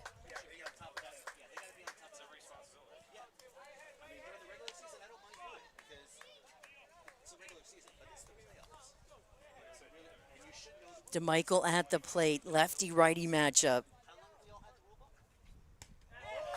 Pitch delivered. Wow. Boy, these are all really close. Not getting the call, though.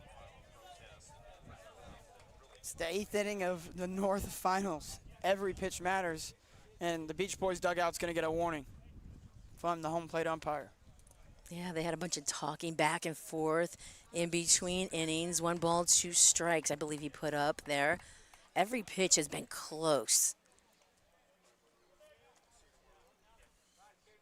DeMichael gets ready. Here comes the pitch. He puts it up in the air into left center.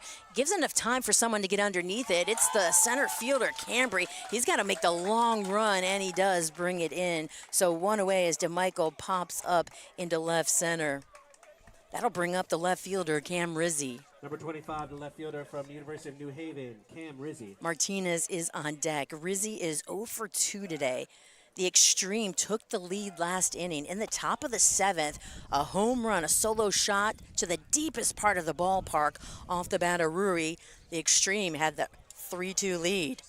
Vasquez has only pitched 4 innings this season, and this is a huge inning that he's coming into right here. It really is. Swing and a miss. 4 1/3 innings, 2 strikeouts this season. 0.00 ERA. A lot of pressure. No one on base. There's 1 out, but this is the playoffs. We'll see how he handles it. This ball's lifted up into right field. It's way up into the sky. Luckily, though, Vargas, he just camps right underneath it. Doesn't have to move much. Brings it in. And Rizzi is retired as he pops up to right. So 2 big pop-ups. Could be trouble because it's very sunny here today. But the fielders, Cambry had to track it down in center. Went right to Vargas in right. That'll bring up Sean Martinez, the shortstop for the Xtreme. Martinez was aboard back in the 1st, an infield hit, went around to score the first run of the ball game for the Xtreme. First pitch inside low. 1 ball and no strikes, then popped out and grounded out. Don. Yeah, Don. Yeah, okay. Well, if Don's still here, then that's fine. I mean, I'll keep your eyes for you still. Next pitch inside, that'll pop Martinez back. I was chatting with him about playing up in Boston at Boston College, 2 balls, no strikes. He said it's so nice, you know, in the fall, but boy, when they have to start playing in the spring and February, it's time to shovel some snow. It gets very cold up there to play baseball.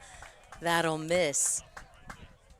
He said he has, you know, his hand warmers in, and I said, you probably have some hand warmers on your feet too, right? He's like, yeah, you just try to keep everything as warm as possible.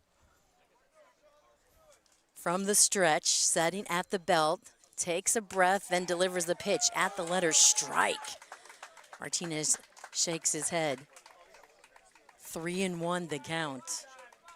Makes sense. He didn't have the green light. The Xtreme are down by 4. They just need base runners on base. Big fly wouldn't even do any good here. You got to get runners on base. Yeah, 2 away. Fielders are playing straight away. Infield playing deep here on Martinez. Here comes the pitch. That's away. And that will walk Martinez. Two-out As he walk. told me, yeah, that he does anything he can to get on base. That's his job as a leadoff hitter, to set the table. That's because he has Diaz behind him, Marshall to drive him in, and even Ruri and Cook come right back after those two. So it's just the Xtreme has definitely got a big lineup here, and that's why we're going to have a mound meeting. Infield all coming in. Martinez is very fast on the base pass. He is trying. I don't think he has any stolen bases today, right? He said he's just a couple off the mark that he set for himself this season. He wanted to bat over 300 and wanted to accumulate, a certain amount of stolen bases. He has a couple more to go. So that is something I'm sure that the Beach Boys are talking about right here. There are 2 outs. They just don't want the, Xtreme to start getting a rally going here with 2 outs. They don't want to unravel. They've got a big lead, too, putting up those 5 runs. Eddie Marshall's on deck, though. Eddie Marshall's on deck. That's why. They don't want to see Marshall, do they? Lefty-lefty matchup here. Diaz at the plate. Staring down the run at first, delivers the pitch inside, swinging and a miss. Actually might have been tapped. That's coming back here to the backstop. I might have hit him, but because he swung. But he swung, yeah. I know it had that kind of hollow sound, that there is a pitcher warming up in the bullpen for the Xtreme. We're in the bottom of the 8th. Next pitch, that's a strike. That's hard on a lefty. That went right across the plate. The lefty here, Vasquez, well, he pitches sidearm. And for a lefty to pick that up, boy, that's tough. 1 strike away. 1 on, 2 outs. Swing, pop up, foul territory. That's going out of play. Giving chase was the catcher, Badillo. He actually slides and ends up on his backside right on the concrete of the visiting team. He's okay, though. He's a catcher. You could tell Catchers are okay. They can get beat up as much as they can just get beat up all day long, right? You see, we saw Austin Page. He's not catching today, but sliding in head first to first. And, they just get dirty, and they're good. They're good to go. You could tell it's the playoffs. These players are not afraid to get injured. Not at all. That one will miss upstairs. That slider was nasty, but just missed the zone. Would have froze the batter, Zay Diaz.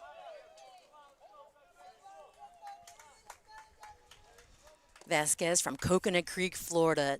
5'10", 185, sophomore at St. John's River State College, staring down Sean Martinez at first.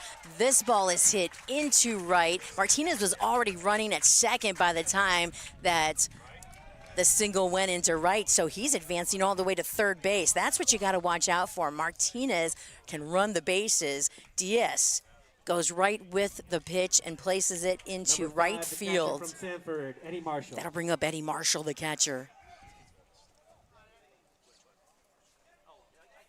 Marshall 2 for 3 today. Infield hit in the first, single to right in the third. Scored 1 of the 2 runs back in the second. He's 2 for 3 today. Lefty-righty matchup. Vasquez steers down the runner at first base, then throws to Marshall. Swing and a miss. Eddie says, wait a minute. I think he needs some sticky stuff. The bat just kind of slid off of his hands as he made the swing. You could tell that he almost felt like he was going to lose the bat. So got some sticky stuff. Has the bright pink batting gloves, the ones that he's been wearing all season long, and he digs back in. No balls and a strike to Marshall, the number 3 hitter, the best hitter in the league, arguably. Pitch delivered. Runners at the corners at first and third for the Xtreme. This is why the Beach Boys needed to score as many runs as possible in the top half of this inning. Xtreme are not going down without fighting. Yeah, the Xtreme down by 4, swing and a miss. Wow. 1 and 2 the count. Marshall went for the fences there, just missed. He has such an easy swing. That's why he gets all those, singles that he does, base hits. Then comes with the power when he needs to. Next pitch. Fouls it to the left side. Vasquez, he's 3-1 on the season. 13 games that he's pitched in this season. 1 save. 5-strikeout game against the Lions, picked up the win in 3 innings of work. Has not faced the Xtreme at all this season. With 2 away, here comes the pitch to Marshall, in on the hands, and that ball's going over by the dugout of the visiting Beach Boys. Marshall just swinging away, protecting his at-bat here. Runners at the corners at first and third. Diaz at first, Martinez at third. 2 away. Xtreme down by 4.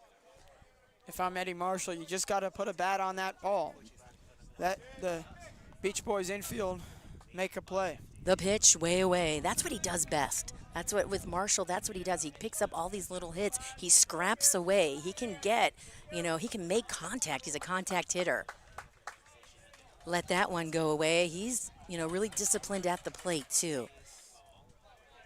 Batting .403, leading the team and the league when you add in those playoff numbers. Here comes the pitch upstairs. That'll miss, and uncontested down to second base goes Diaz. So the Xtreme have runners in scoring position now. 2 runners in scoring position with 2 away. Full count. 3-2, 2 runners in scoring position, 2 outs. This is huge right here. Marshall, 47 ribbies on the season to lead the team. Here, that one just goes foul. He just won't He go just down missed fighting. that. No, he won't. But would you expect anything less from Marshall? As I mentioned, leading the team, in batting average, homers, and ribbies. But as far as the league, he's also leading or tied in the other categories too. 47 ribbies. He's knocking these pitches out of the way until he gets the one that he can put on the ground in fair territory and driving some runs. He's got ribby number 48 and 49 out there. Almost knocked one of his teammates out in the dugout. But they're Hang fine on. with that. He's fighting up there at the plate. Vasquez fighting right with him. Lefty sidearm pitcher.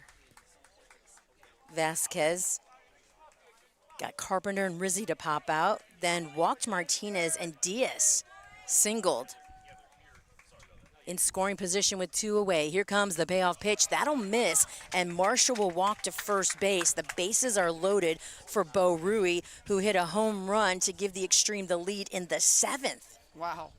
Number 4 extra Everything hitter from the in University of this North Florida, SFCBL Bo playoffs Rui. is so stressful, but that's why these games have been so entertaining. The bases are loaded. There's 2 outs. The Beach Boys are up by 4, but a big fly over the fence would tie this game up. Speaking of big flies, that's what Bo Rory did in his last at-bats. It is. We're going to take a little time out right here as a new pitcher is coming to the mound for the Beach Boys with the bases loaded and 2 outs. He'll have to face the extra hitter Rui, who is 1 for 3 today, 2 strikeouts, but he hit a home run to give the Xtreme the lead back in the 7th. You're listening and tuning in to the South Florida Collegiate Baseball League Network.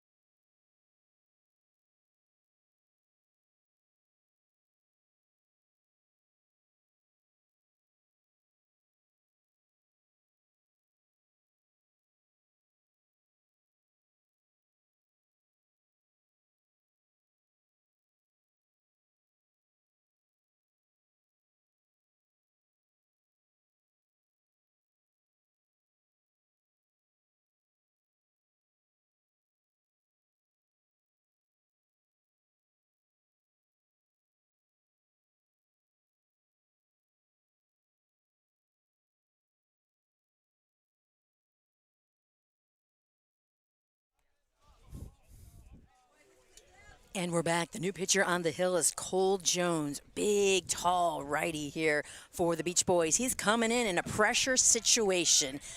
3 on, 2 outs. The cleanup hitter at the plate, Bo Rui. Lefty at the plate, who just hit a home run over the center field fence his last trip up, and Jones starts him off with a strike. Righty-lefty matchup here. Rory is probably confident in his swing and his power because he just hit a home run to deep center field just an inning ago in the 7th. Big swing and a miss. 1 ball and 1 strike, or actually, no balls and 2 strikes, right? Yep. Cole Jones was the winning pitcher yesterday when the Beach Boys walked it off. He came in relief for 1 inning. The 9th allowed no hits, no runs, walked 1 and struck out 1. Another pressure situation for Jones. That's strike 3. Dots the outside part of the plate. Boy, Rui cannot believe it. He was caught looking. So with the bases loaded, 2 outs, Rui goes down on strikes. Cole Jones freezes him at the plate. No runs, 1 hit. No errors, 3 left on. We'll go to the 9th here from Spanish River High School in Boca Raton, Florida, with the Beach Boys leading 7-3. This is the North Division Finals here in the South Florida Collegiate Baseball League.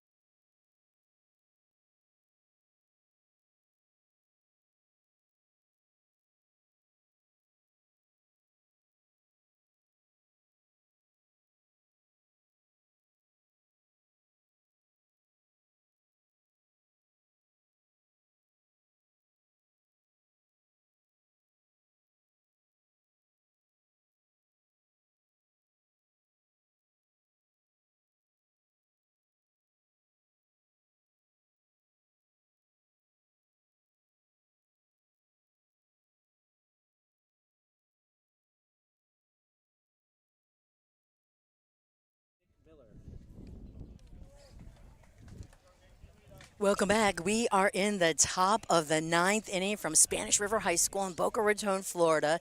North Division Finals of the South Florida Collegiate Baseball League.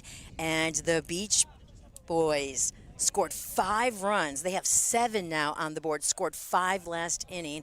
It's a 7-3 ball game. Beach Boys over the Xtreme right now. First up for the Beach Boys, it's Miller, Page, then Lichtenberger. They'll face a new pitcher, a righty, Shane Huntsberger. Yeah, the Beach Boys coming off a 7-hit inning, 5-run inning as well, taking the lead. They entered the inning down 3-2.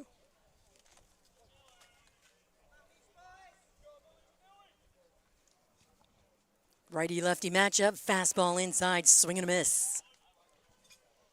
Well, the Beach Boys know that the Xtreme loaded up the bases last inning, and they could very well do it again. So they're going to try to extend that 4-run lead, provide some cushioning for whoever pitches in the 9th to get the save.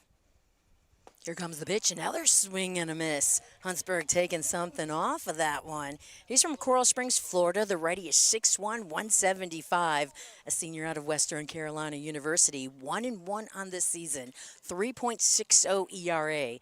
Appeared in 4 games this season. Started 1, 10 innings of work. Struck out 13.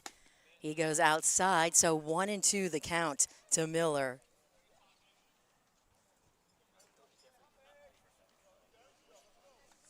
Huntsberger last pitched against the Matadors on July 9th. That's his 1 loss. Miller has struck out twice today. Pitch hit hard on the ground to the first baseman. One knees it, calls everyone off, steps on the bag. Miller's retired as he grounds out to Number 4, first. extra hitter from So St. 1 away. Peter's, Austin Page. That'll bring up the extra hitter, Austin Page. He's 1 for 3 today. Flied out, grounded out, walked, then singled. That single had him sliding head first Yes. to be safe at first base. That seemed like years ago, but it was just It last does. inning. And that, I think that set the tone of the whole inning. That It did. fired up the bench. First pitch, swing and a miss. Boy, Huntsberger, he's got such a smooth delivery. What's he throwing that everybody cannot connect with? Well, this is the Xtreme's 6th pitcher of the day. The Beach Boys have seen all kinds of arms, lefties, righties, off-speed pitches, fastballs. This is another guy with a new repertoire. Next pitch to Austin. He'll lay off. 1-1 the count.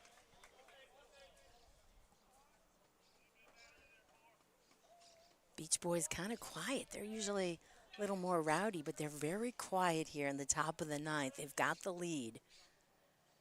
Pitch off the end of the bat to the left side, and that'll go up into the stadium lights, but out of play. 1-2 the count.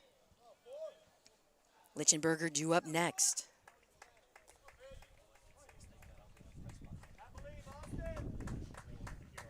Hudsonberger picked up his 1 win against the Makos. That was on June 9th. Another one off the end of the bat. That one will stay in the ballpark, but it will go foul. Pitch was thrown outside. He's trying to take it opposite field. Yeah, Austin will have to pitch that bat as you could hear a little crack. He needs a new one. He's got a full black bat there. He's taking a look at it, checking it out. His other bat, two-tone, had gray on the handle and mahogany on the barrel. This one's all black. Let's see how he handles the new bat. Matches his jersey. Austin doing a little wiggle there in the box. That might be the Beach Boys dance of the day. Slightly open stance. He's got the rhythm with his toe tapping and his bat wiggling. And that goes into the screen behind home plate. He's staying alive at the plate. Couple of foul balls. He's trying to time up a pitch delivered by Huntsberger.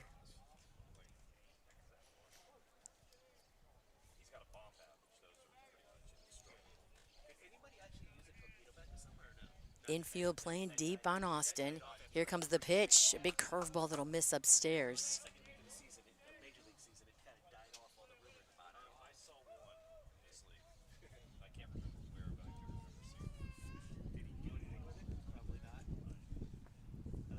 Another couple of wiggles, toe taps, bat wiggles. Here's the pitch. That ball is going into center field, up in the air. Coming in is Diaz. He'll make the grab, and there's 2 away. It'll bring up the shortstop, Tyler Lichtenberger.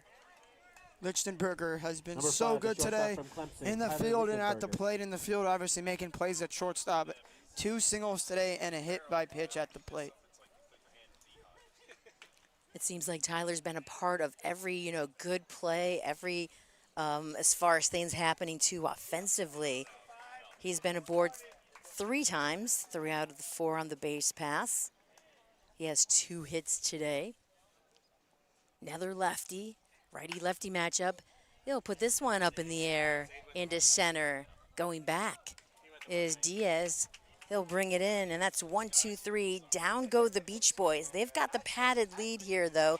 They're up 7-3 as we go to the bottom of the 9th. The Xtreme down to their last 3 outs.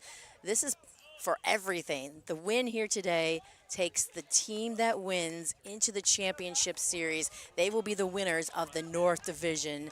So stick with us. We've got the bottom of the ninth, and it looks like Jones is going back out to the mound for the Beach Boys. This is the South Florida Collegiate Baseball League Network.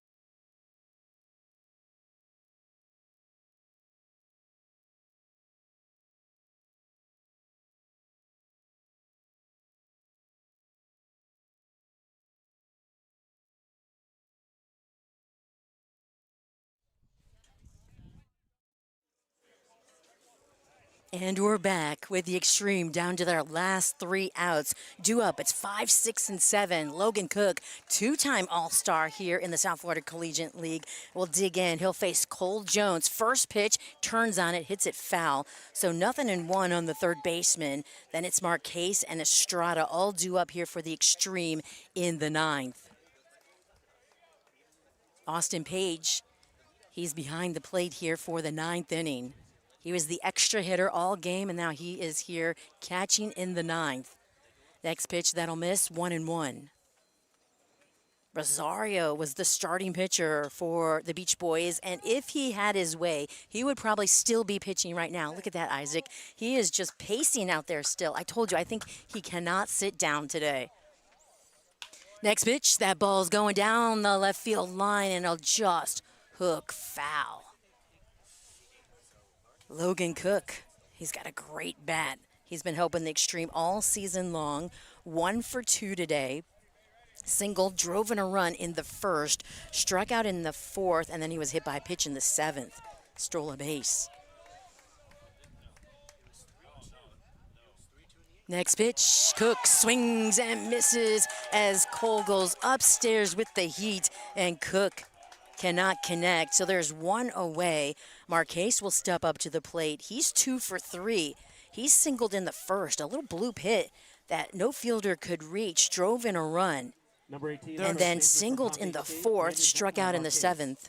The Xtreme down to their final 2 outs. Their season is on the line. Spot in the SFCBL Championship. Cole Jones just needs 2 more outs. There's that big breaking ball upstairs. It'll miss.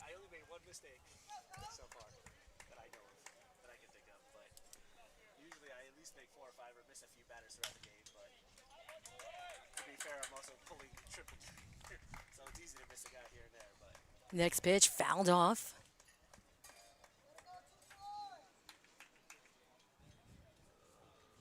Fielders playing deep here with none on and 1 away. That'll miss upstairs. That's off the plate too. Away on Marquez. He adjusts his green batting helmet. Brings up his hands right by his right ear. Pitch delivered. That'll be knocked foul. Going over by Steinberg, who's coaching third base right now.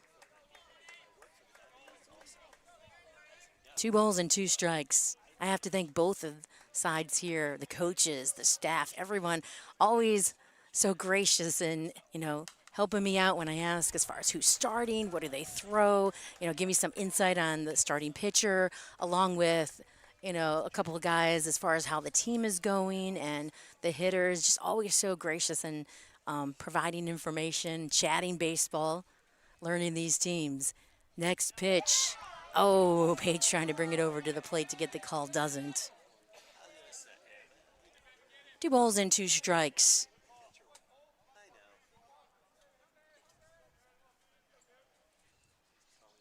The kick, the pitch, turning on it, but going foul. So the count will remain 2 balls and 2 strikes. Isaac, what do you think the guys in the dugout right now? You've been around these guys, the Beach Boys, all season. How are they feeling? They're kind of pacing, like we said, Rosario is. What's the talk? What's the chatter? What's the feelings, the emotions right now? I think they're so energized. You know, the Beach Boys haven't been a comeback team all season until yesterday against the Lightning. But today they did another comeback. They're trying to make it stick as this ball is going out of play. It'll go over by the tennis courts, pickleball courts. Like we said at the beginning of this broadcast, Lisa, the Beach Boys, 8 straight wins. The Xtreme coming off a bye, obviously the best team, but the Beach Boys maybe had more chemistry coming in. Payoff pitch. Another one knocked foul, left side. Well, I'll tell you what, these Xtreme batters are not backing down. They do not want their season to come to an end. But if they don't want their season to come to an end, they need to score 4 runs here, and they only have 2 outs to work with. Yeah, they got in a little workout. They actually worked out in the evening yesterday, waiting for it to cool off a little bit. That's upstairs, so that'll be ball 4. So with 1 away, Marquez walks to first. That'll bring up the designated hitter, Anthony Estrada. Now, Estrada is hitless today. He's 0 for 3, struck out looking in the first, hit into a double play in the 4th, and grounded out in the 7th. You know, one thing when I was talking to the Xtreme that they feel that they're a confident team, they're always ready to play, and they play well is because not only are they playing a lot of games, but they also practice. And that's not something that all the teams have the ability to do or do. The ball's inside low. But they said, you know, Doug gets them out, Doug Jennings out here and really works with them. They learn, they're learning, you know, fundamentals. They're in situations. They're practicing to win ball games. Swing and a miss. So I think that's really, you know, helped them. That's why a lot of the players, they return year after year, too, as the starting pitcher for the Xtreme. De Nunez, you know, his 3rd season with the Xtreme. Here comes the next pitch, and that's low. Well, there has been so much offense within the Beach Boys today where it's hard to point out someone specific, but Jed Cambery, 3 hits, 3 RBIs. Wow, that's a game. There's a strike. That'll give Estrada something to think about. Estrada batting .279 this season, 24 for 86. This ball is popped up into foul territory. Finding it is Patty. The Beach So there's Boys, 2 away. 1 out away. Cole Jones looks so calm out there on the mound. Same as yesterday, too. Just kind of like, hey, you know, very calm, cool, and collect. That'll bring up Eric Torres. Now Torres, he doubled back in the 2nd, then lined out and grounded out. Jones delivers first pitch strike. 2 strikes away.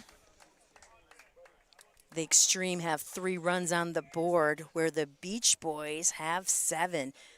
Scored 5 runs in the top of the 8th. They were down by 1, only had 2 runs. And the Xtreme were up 3-2 thanks to the home run by Ruri. And then in the 8th, starting off with Austin Page, his base hit that he had to dive into first base to get the safe call and called strike to end the game. The Beach Boys win the North Division. They'll head to the championship series tomorrow at FAU. What a win here today for the Xtreme, or for the Beach Boys. Well, yeah, let's make sure. The Beach Boys, 7-3 win. They're headed to the championship game, upsetting the 1-seed Xtreme. Wow, the Beach Boys showing that they're the best team in the North, and no other team can argue with that. The Beach Boys 7. What a game it was here today. As we mentioned, Beach Boys winning 7-3. And the Beach Boys have won the North Division. They have defeated the best team, the team with the best record in the North Division. The Xtreme coming in 33-10. The Beach Boys 23-11 on an 8-game win streak. They're going to make it 9 now. Finish the regular season with 7 straight wins and then won the last 2 here in the playoffs. So 9 straight for the Beach Boys. Isaac, I know you're going to start packing things up. You've got to head over to the South Division Finals, and that's at Bert Aronson Park, and that will start first pitch at 3 o'clock. We're going to take a quick look at the totals. We'll be right back after this. But the Beach Boys win today 7-3 over the Palm Beach Xtreme. Stick with us. We'll be right back to give you your totals here for the North Division Finals on the South Florida Collegiate Baseball League Network.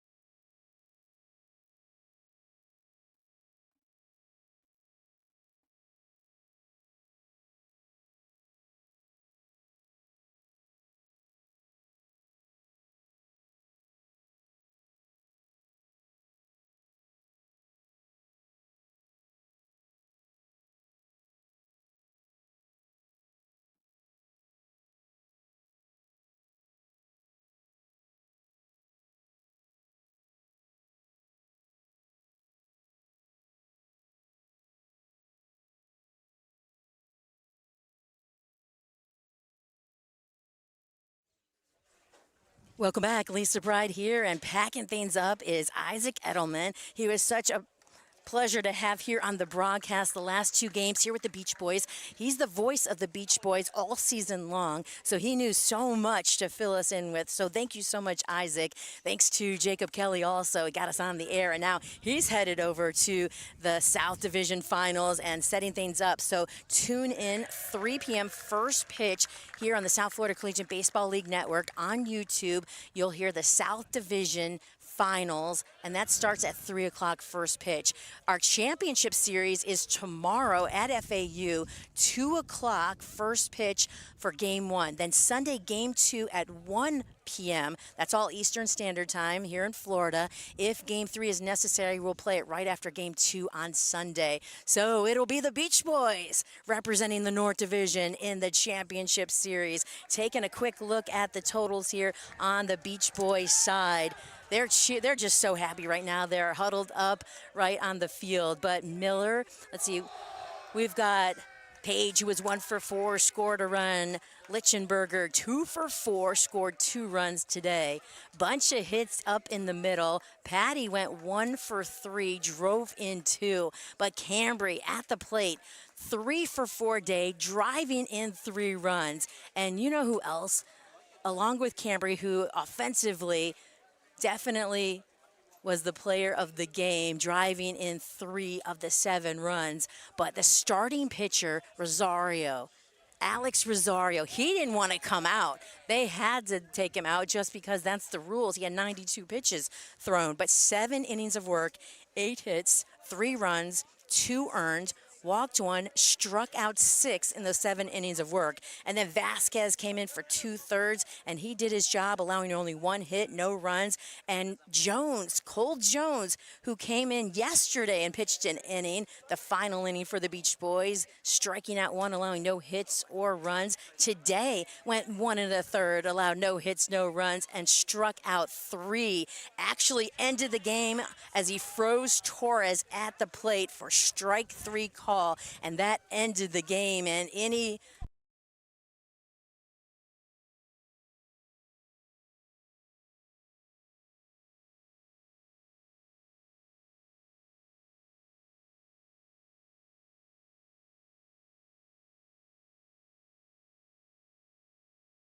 Really quick, everyone's packing up here, and we definitely got to go talk to the Beach Boys. But so on the hill, Rosario, Vasquez, and Jones collectively held the Xtreme to just only 3 runs. So once again, the Beach Boys win here today, 7-3, a big 8th inning when they scored 5 runs on 6 hits, all back to back to back. They had 5 hits in a row, well, maybe 1, 2, 3, 4, 5, 6 hits in a row, 7 total that inning. So that'll do it here. Lisa Pride, thank you so much for joining me as the Beach Boys advance to the championship finals. They are the North Division champs here in the South Florida Collegiate Baseball League Network. We will see you again. Don't forget, tune in, South Division finals, 3 o'clock today. And then tomorrow, Game 1 of the championship series from FAU at 2 p.m. You can stream it all for free live here on YouTube on the South Florida Collegiate Baseball League Network.